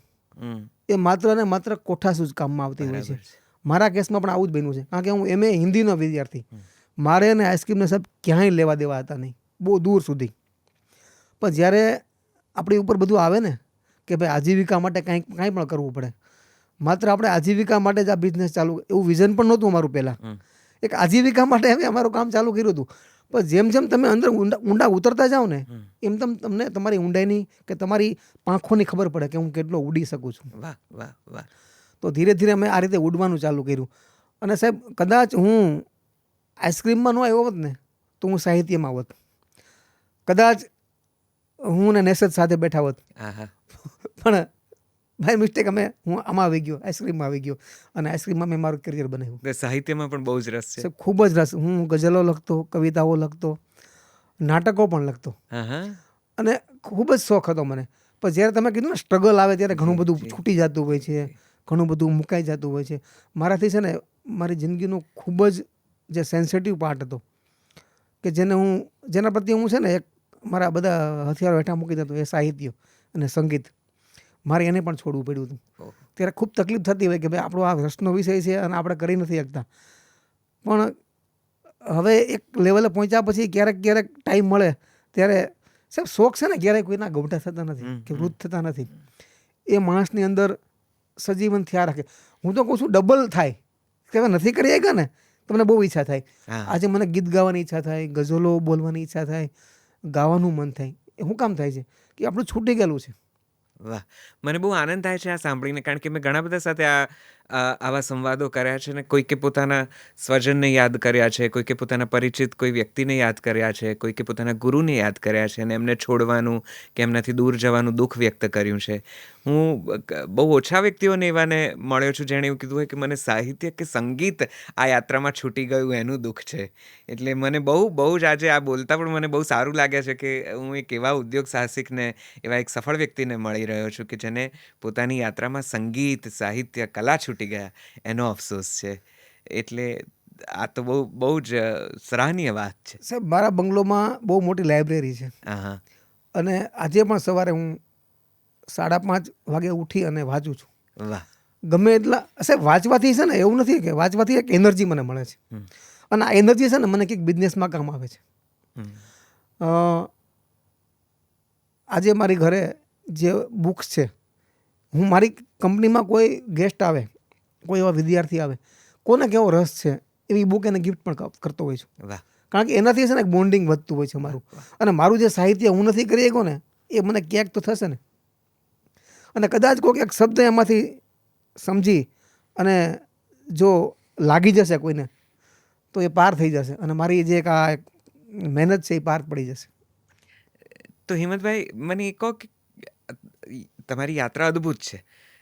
એક બાજુ સાહિત્ય, સંગીત છૂટી ગયાનો કદાચ થોડો ઘણો વસવસો છે અને બીજી બાજુ સફળ થયાની એક સૂક્ષ્મ અને સ્થૂળ લાગણીઓ પણ સાથે છે, સમાંતરે છે બેઉ. મહેનત એટલી બધી કરી છે કે સફળતા પણ મળી છે અને કિસ્મત એવું પણ રહ્યું છે કે મનગમતું છૂટી ગયું છે. આ ક્ષણે જો હું આ સવાલ પૂછું કે કિસ્મત મોટી છે કે મહેનત, તો શું કહેશો? સાહેબ, કિસ્મત અને મહેનત આ પ્રશ્ન છે ને મને લગભગ બહુ ઝાઝા લોકોએ પૂછ્યો છે. પણ કિસ્મત કરતાં છે ને હું મહેનતને વધુ માર્ક્સ આપીશ. મહેનત કરો તો કિસ્મત સાથે રહેવાની છે. મહેનત વગર તમારે કિસ્મત છે તો મહેનત જ નહીં કરો, તમે એક્શન નહીં લો તો કિસ્મત શું કરશે? એક્શન છે ને સાહેબ, એ સૌથી જરૂરી છે. અને કિસ્મત, અને નથી કહેતા કે તમારા વડવાઓના પુણ્ય પણ કામમાં આવતા હોય છે. તો આવું બધું કદાચ મારા લાઈફમાં હશે તો એ બધું, એની જે લાગણીઓ હતી, એના જે શોખો હતા, એ બધા મારામાં ઉતર્યા અને હું પણ લોકો સુધી આ રીતે પહોંચું છું. તો સફળતામાં નસીબનો રોલ કેટલો? 100% રોલ નસીબનો, પણ પરિશ્રમને હું પહેલો નંબર આપીશ અને સફળ અને નસીબનો રોલ તો હોય જ છે. કારણ કે નસીબ લઈને જે આવ્યા હોય ને એને મળે જ છે કંઈક ને કંઈક. એટલે નસીબ અને સફળતા હું બેને સિક્કાની બંને બાજુ ગણું છું. વાહ. એક બીજો સવાલ પણ મને જ્યારે પણ હું કોઈક બહુ જ સફળ વ્યક્તિને જોઉં કે એમની સાથે વાત કરું ત્યારે મને સૂઝી આવે, ખાસ કરીને આજના સમયના સંદર્ભમાં, જ્યારે આપણે જરા નૈતિકતાને હવે ડાબે હાથે મૂકીએ છીએ. આપણા માટે મોરાલિટીઝ કે મોરલ્સનું બહુ હવે મહત્વ રહ્યું નથી. જો ડાબા હાથે કામ થતું હોય તો આપણને સીધો રસ્તો લેવામાં બહુ રસ નથી. અને ખાસ કરીને તમારા ક્ષેત્રમાં જ્યાં ઉદ્યોગ સાહસિકતા તમે કેળવી હોય ને ડગલે ને પગલે વેપારમાં કંઈક એવું કરવું પડે કે જેથી વેપાર ટકી રહે, તમે ટકી રહો, ધંધો એક્સપેન્ડ થાય, આ બધું. તો એક એન્ટરપ્રિન્યોરને, એક ઉદ્યોગ સાહસિકને મન નૈતિકતાનું કેટલું મહત્ત્વ હોવું જોઈએ, એણે કેટલી એની તમા રાખવી જોઈએ, મોરાલિટીને આજના સમય અને અવસ્થાના સંદર્ભમાં કઈ રીતે જુઓ છો? સાહેબ, શોર્ટકટ છે ને લાઈફમાં બહુ મળતા હોય છે, પણ શોર્ટકટ હંમેશા છે ને એ રસ્તા સારા હોતા નથી. એ કદાચ અમારા ડીએનએમાં કે સંસ્કારોમાં હશે. અમે, અને તમે જેમ કીધું એમ કે ડગલે ને પગલે લાલચો હોય છે, સફળ થવા માટે હોય છે, કંઈક મેળવી લેવા માટે હોય છે, કંઈક હાંસિલ કરવા માટે હોય છે. સાહેબ, એવા ઘણા પ્રસંગો મારી લાઈફમાં પણ આવ્યા છે કે મને એવું લાગ્યું છે કે હું આમ કરું તો હું જલ્દી આવું કરી શકીશ. પણ ત્યારે જે આપણી અંદર ને આપણા જે સંસ્કારો હોય એ આપણે ના પાડતા હોય કે આવું ન કરાય. તો મેં ઘણીવાર મારી જાત સાથે પણ સમાધાન કર્યું છે અને ઘણીવાર આપણાથી કંઈક ભૂલ થઈ હોય નાની મોટી, તો સાહેબ એનો મને એટલો અફસોસ થાય ને, તો પછી બીજી વાર એવું થાય કે આવું ન કરાય. તો પ્રમાણિકતા અને નિષ્ઠા છે ને સાહેબ, એ ખરેખર એ આખી પ્રોસેસ છે લોંગ ટાઈમની. કદાચ મને આજ સફળતા નહીં મળે પણ 5 વર્ષ પછી મને સફળતા જે મળશે ને એ ઠોસ હશે, એ વધુ મજબૂત હશે. એ મારા વિચારો છે. તો તમારે ત્યાં આટલો મોટો સ્ટાફ ને આટલા બધા લોકો કામ કરે છે, તો થોડાક નવા જેન્ઝીઝ જેને કહીએ છીએ આજની પેઢી પણ હશે કે જેમાં કદાચ તમને થોડીક ઉતાવળ, થોડીક અતિરાઈ વધારે દેખાઈ હશે, થોડોક મહેનતનો કદાચ અભાવ પણ દેખાયો હોય, સાથે સાથે એમની સ્પષ્ટતા પણ એટલી બધી હોય, ટેકનોલોજીનું જ્ઞાન ખૂબ હોય, એમને કામ કરવાની શૈલી જુદી હોય, હા, હા. ત્યારે પણ તમારે આ કોન્ફ્લિક્ટ્સ આવે છે એમની સાથે કે ભાઈ ધીમે કરો, શાંતિથી કરો પણ લાંબા ગાળા માટે કરો, અને આ પેલું જલ્દી કરો પણ ટૂંકા ગાળાનું કરો, આવા કોન્ફ્લિક્ટ્સ એમની સાથે સાહેબ, થાય છે? આ જનરેશન ગેપ છે ને એ તો દરેક જગ્યાએ રહેવાના જ છે. હમ. હું મિલેનિયમ છું, સમજો. હવે મારે જેનજી સાથે કામ કરવાનું છે, તો જેનજી છે ને સાહેબ, હું એને બહુ આદર કરું છું એ લોકોનો, હમ. કે એની પાસે જે વિચારો છે ને સાહેબ, એટલા બધા, સાહેબ ખબર નહીં એ લોકો કેટલા બધા તૈયાર થઈને આવ્યા છે. જેનજી આજે મારા સંતાનો છે એ જેનજી જ છે બંને. હમ, હમ. સાહેબ એ લોકો એનો અભ્યાસ પૂરો કરીને કંપનીમાં આવ્યા. પહેલા વર્ષે મને એવું લાગ્યું કે હું આ લોકોને કંઈક શીખવું. ક્યારેક ક્યારેક મારા એવા નિર્ણયો હોય ને એ લોકો એને પડકારે છે, હમ, હમ. મારા બંને દીકરાઓ જય અને હર્ષ. પછી મને એવું લાગ્યું કે આને દબાવવાના જરૂર નથી, આને બહાર કાઢવા છે. સાહેબ ઘણીવાર મેં મારા નિર્ણયો હોય ને બદલ્યા છે, અને આજની તારીખમાં હું ક્યારેય પણ કોઈ નિર્ણય લઉં ને તો પહેલાં અમારી ટીમ છે આખી, મારી ટીમમાં જેનજી ઘણા છે, યંગ ટીમ મોટી છે મારી. સાહેબ મારો નિર્ણય હું આખરી ક્યારેય ગણતો નથી, એ લોકો સાથે હું વાતચીત કરું છું, મિટિંગ કરું છું, અને પછી મને એમાંથી અલગ જ દિશા મળે છે. એટલે ખરેખર સાહેબ હું આ લોકોને ઉતાવળ છે, આ લોકોને બહુ સ્પીડ બહુ છે આ લોકો પાસે, જલ્દી કરી લેવું છે, કોઠાસૂઝ ઓછી છે પણ સ્પીડ બહુ છે. પણ સ્પીડને આપણે કંટ્રોલ કરી શકીએ, પણ એને રોકી તો ન જ શકીએ. વાહ, વાહ. તો આ નવા છોકરાઓ, નવું લોહી તમારા પરિવારમાં જે આવ્યું છે, એ પણ આઈસ્ક્રીમ બિઝનેસને જ આગળ વધારવા માંગે છે કે એમને કંઈ જુદું કરવું છે, કે એ લોકો કંઈ નવો વિચાર લઈને આવ્યા છે? સાહેબ હવે એક પ્લેટફોર્મ મેં તૈયાર કર્યું હતું, તો મેં એ છોકરાઓને તૈયાર કર્યા હતા. જ્યારે એ સ્ટડી કરતા ને ત્યારે મેં એનામાં શોખ જગાવ્યો હતો આપણા બિઝનેસનો, જી, જી, જી. પ્રોડક્ટનો. એટલે એ છોકરાઓને એવું થયું કે આપણે આમાં કંઈક માસ્ટર કરશું. રાઈટ. તો મારા બંને છોકરાઓ એન્જિનિયરિંગ કર્યું છે ફૂડમાં જ, હા. અને ફૂડમાં જ એ લોકો યુકે જઈને એમાં એ લોકોએ MBA કરેલું છે, અને હવે પછી એ આવી અને ફૂડને એક અલગ ઊંચાઈ આપી રહ્યા છે. અમે એક છે ને ફ્રોઝન ફૂડ નવું ચાલુ કરેલું છે. Frozen food. હા, ઓકે. એમાં પિઝા, ગાર્લિક બ્રેડ, સમોસા, એવી 25 પ્રોડક્ટ મેં અત્યારે બનાવવાનું ચાલુ કર્યું છે. એ આ જેનજીનો જ આખો પ્રોજેક્ટ હતો. અચ્છા. અને સાહેબ મને એવું લાગતું હતું શરૂઆતમાં કે હાલા પિઝા કઈ વેચાતા હશે આ રીતે ફ્રોઝન. એકવાર મને એવો વિચાર આવ્યો હતો, પણ મને એ લોકોએ કીધું કે આપણે આવું કરવાનું છે ને આવું થાય છે, અને મને એક્ઝામ્પલ આપ્યા કે આવી આવી કંપનીઓ કરે છે આવું. અને આવતીકાલે કે 5 વર્ષ પછી ઇન્ડિયામાં પણ આ ફ્રોઝનનું એવડું મોટું માર્કેટ હશે. અને હવે મને સમજાય છે ખરેખર માર્કેટ બહુ મોટું હશે. તો આજે અમારા જે આ ટર્નઓવર છે કંપનીનું, એમાં આ ફ્રોઝનનું પણ એક બહુ મોટો હિસ્સો છે. અને આજે છોકરા બહુ સફળ ચલાવે છે અને બહુ સારું ચલાવે છે. આજે ઇન્ડિયાની ઘણી મોટી મોટી જે ફૂડ ચેન છે એમાં અમારી બલ્કમાં સપ્લાય છે. તો એ લોકોનું ડિસિઝન ત્યારે હતું, આપણે હમણાં જે વાત થઈ, જી, જી, જી. તો એમાં અમે સફળ થયા. અને ઘણીવાર માર્કેટમાં પણ અમુક એવા ઇસ્યુ હોય ને સાહેબ, એમાં પણ એ લોકોએ જે આ ભણ્યા છે, એ લોકો આપણા કરતાં જાજુ ભણ્યા છે, એ માનવું પડે આપણે. તો આપણી કોઠાસૂઝની સાથે સાથે એ લોકોની જે સ્પીડ છે ને, ચપળતા, એ આપણે બહુ કામમાં આવે છે. તે ભારતીયોની ખાનપાનની આદત, ખાસ કરીને યુવા પેઢીની ને હવે પછીની પેઢીઓની, તો બહુ બદલાઈ ગઈ છે. પહેલાં જે આપણે સવારે સાંજે ઘરે જ ખાવાનો જે રિવાજ હતો, કે મોટે ભાગે જોડે બેસીને જમવાનો રિવાજ હતો, એ બધો જ હવે ઘરથી ઉઠીને બહાર માર્કેટમાં જઈને ઊભો રહી ગયો છે. ઘરમાં જમાડવાનું ચલણ પણ ઘણું ઘટ્યું છે. આપણે ત્યાં બનતા વ્યંજનો કે વાનગીઓનું પણ મેનુ બદલાઈ ગયું છે. હવે ઘણું બધું ડિલિવરી કરીને આપણે મંગાવી લઈએ છીએ, ને ઘણી બધી એપ્સ થકી આપણા ઘરમાં આવી જાય છે. આખા ભારતીય સમાજના પરિપ્રેક્ષ્યમાં આ ફૂડ અને બેવરેજીસ કે આ પ્રકારનો જે બિઝનેસ છે, એમાં તમે શું ક્ષમતા જુઓ છો? આનું ભવિષ્ય ભારતમાં શું હશે? અને હવે પછીના દિવસો આમાં શું શું નવીનતા દેખાડશે? આપણે શું નવું જોઈશું આ ક્ષેત્રમાં? સાહેબ ખાસ તો છે ને, જે સમયની સાથે બધું બદલતું જ જાય છે. એમાં જે આપણે હમણાં વાત થઈ કે જે નવું જનરેશન છે, એ લોકોની સ્પીડ છે. સ્પીડ માટે કાંઈક તો ભોગ લેવાના જ છે, કોઈ પણ વસ્તુનો ભોગ લેવાના જ છે.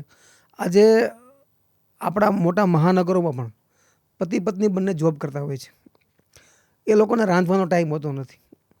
તો એ ફ્રોઝન ફૂડ જ મગાવવાના છે કે તૈયાર ગમે રેડી ટુ ઇટ. તો આ માર્કેટ મોટું થવાની પાછળનું કારણ પણ એક છે કે આજનો સમય જે બદલી રહ્યો છે, લોકોનું જે કામ કરવાની ગતિ વધી રહી છે, સ્પીડ વધી રહી છે, બધાને આગળ વધવું છે, જી જી બધાને નંબર 1 ઉપર આવવું છે. તો એના માટે ક્યાંક તો ભોગ લેવાનો જ છે.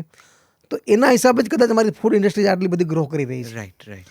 અને અમે લોકોને સફળ બનાવવા માટે ખૂબ મોટા પ્રયત્નો કરી રહ્યા છીએ કે લોકોને ઘરે રાંધવું જ ન પડે. આજથી કદાચ 5 વર્ષ પછી કદાચ તમારી ઘરે પણ કિચનલેસ બંગલા બની જશે. અને આજે ઘણા સિટીમાં બંગલા બને છે કિચનલેસ.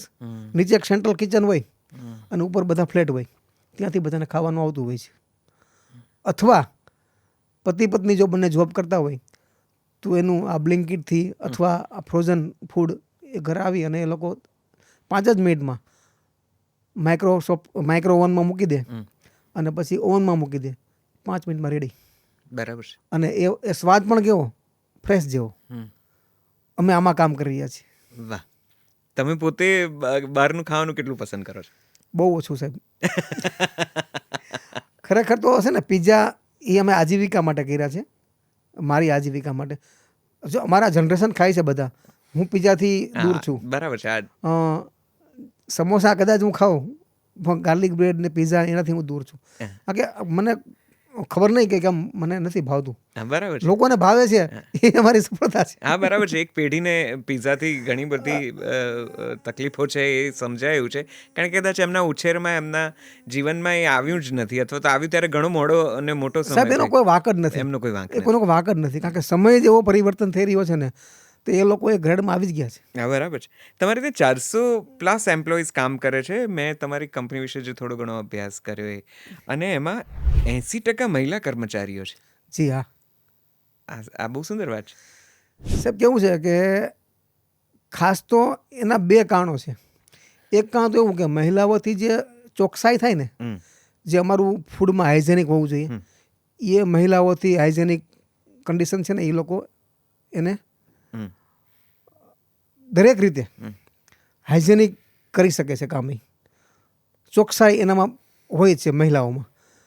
જ્યારે પુરુષો છે ને એ બળનું કામ કરી શકતા હોય અથવા બીજું વહીવટી કામ કરી શકતા હોય, પણ 80% મહિલાઓ રાખવાનું મેઇન કારણ એ છે કે અમારું કામ છે ને મોટા ભાગે પેકિંગનું હોય છે. તો પેકિંગમાં મહિલાઓ અને અમારો જે એરિયો છે, અમે જે કંપનીમાં અમારી જે કંપની જે જગ્યાએ છે દેરડી કુંભાજીમાં એક ઇન્ટિરિયલ એરિયા છે, તો ત્યાં મહિલા કર્મચારી મળી પણ બહુ રહે છે.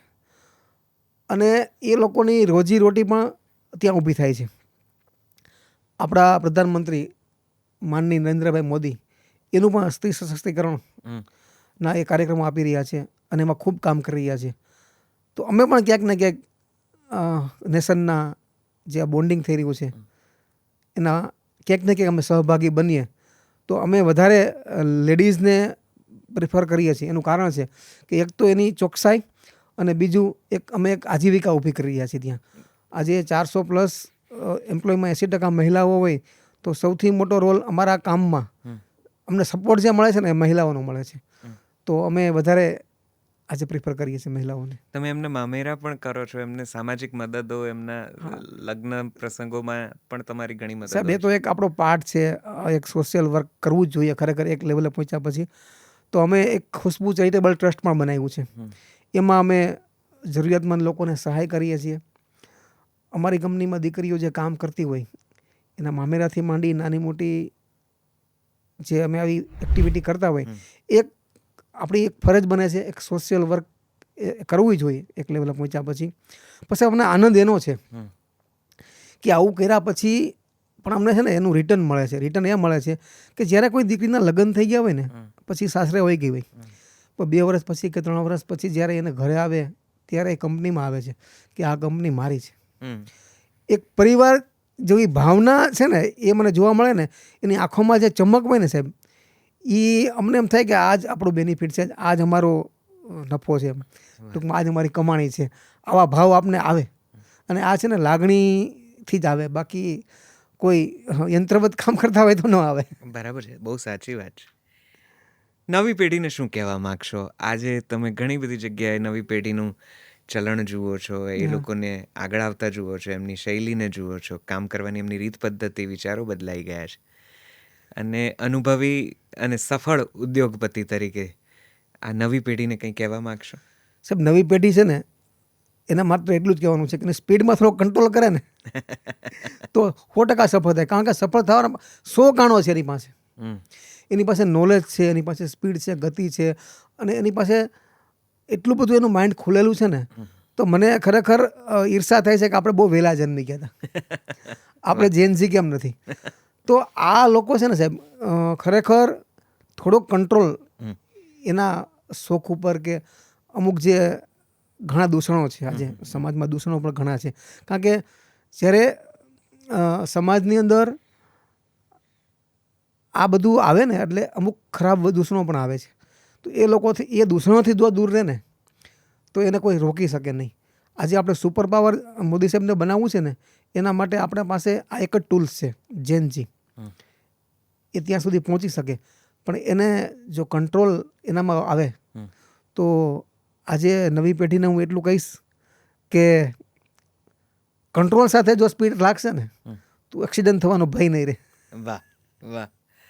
અંકિતભાઈ, હિંમતભાઈ, આપની સાથે વાત કરીને આજે આઈસ્ક્રીમના આ ક્ષેત્રને તો થોડું વધારે અમે જાણી સમજી શક્યા જ છીએ. મને વિશ્વાસ છે કે આ ભર ગરમીમાં જ્યારે પણ હવે અમે આઈસ્ક્રીમનું સ્પૂન મોંમાં મૂકીશું, એક નાનકડો સ્કૂપ લઈશું, ત્યારે અમે તમારી આ વાતોને વાગોળીશું અને યાદ કરીશું કે આમાં ચમચી કેટલી અંદર સુધી જાય છે. ને કદાચ અમે આઈસ્ક્રીમ છે આ કયો આઈસ્ક્રીમ છે. ને અમે ડેફિનેટલી એક વાત તો બહુ જ ચોક્કસ છે કે અમે મોહનથાળવાળો આઈસ્ક્રીમ અને સત્યનારાયણની કથાવાળો આઈસ્ક્રીમ તો ડેફિનેટલી તમારા પાર્લર પર આવીને ટ્રાય કરીશું જ.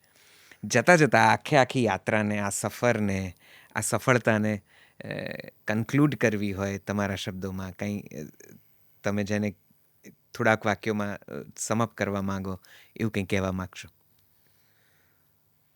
दुनिया में कोई भी चीज़ कायम टिकती नहीं है. दुनिया में कोई भी चीज़ कायमी टिकती नहीं है. आज मैं हूँ जहाँ कल कोई और था. आज मैं हूँ जहाँ कल कोई और था. ये भी एक दौर है, वो भी एक दौर था.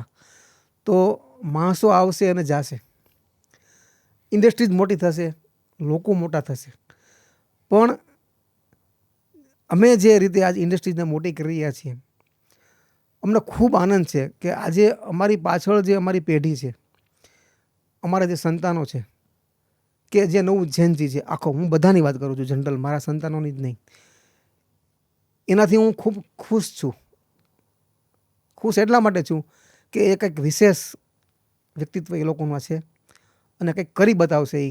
અને માત્ર મારા ગામને જ નહીં, મારા સમાજને નહીં, કે મારા જિલ્લાને કે તાલુકાને નહીં, આખા રાષ્ટ્રને મજબૂત બનાવશે એવી મને પૂરી આશા છે. મને આ તમારું ગામ વાળી વાત બહુ એટલા માટે ગમી કારણ કે વારંવાર એનો ઉલ્લેખ તમે કર્યો. અને જેટલી આપણે વાત કરી, આમ દેડી કુંભાજી આ તમારું ગોંડલ પાસેનું ગામ છે, અને ત્યાંથી તમારી પાસે પૂરી શક્યતાઓ અને સંભાવનાઓ છે કે તમે મોટા શહેરમાં આવીને વસો અને ત્યાં તમે સ્થાયી થાવ, અને છતાં તમે એ ગામ જ પસંદ કર્યું છે ને આખો વહીવટ, બધું ફેક્ટરી ને બધું ત્યાં જ છે તમારું. તો આ બાજુ નથી આવું કે ત્યાં વતન પ્રત્યે શું લાગણી? સાહેબ, ઇમોશન. જે જગ્યાએથી ઊભો થયું છે ને, એ લોકોને મને ખૂબ સપોર્ટ હતો. પછી એના માટે મારે કંઈક કરવું જોઈએ એમ, તો એના માટે હું કંઈક ને કંઈક કરી રહ્યો છું ત્યાં. પછી બીજું કે મારા માટે પણ થોડીક એવી હતી કે મને ત્યાં જે સુવિધાઓ મળી ને, એ ખરેખર એક લેવલની સુવિધાઓ મળી. મેન પાવરથી માંડી બીજી બધી સુવિધાઓ.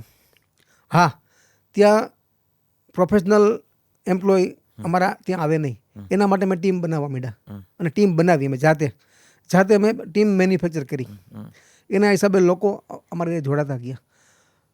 પણ સાહેબ, એ જગ્યા ઉપર છે ને, આજે હું અમદાવાદ આવું ને તો મને એમ થાય કે રાતે 12 વાગે કામ પૂરું થયું હોય ને તો 12 વાગે રેડી વહી જવું છે.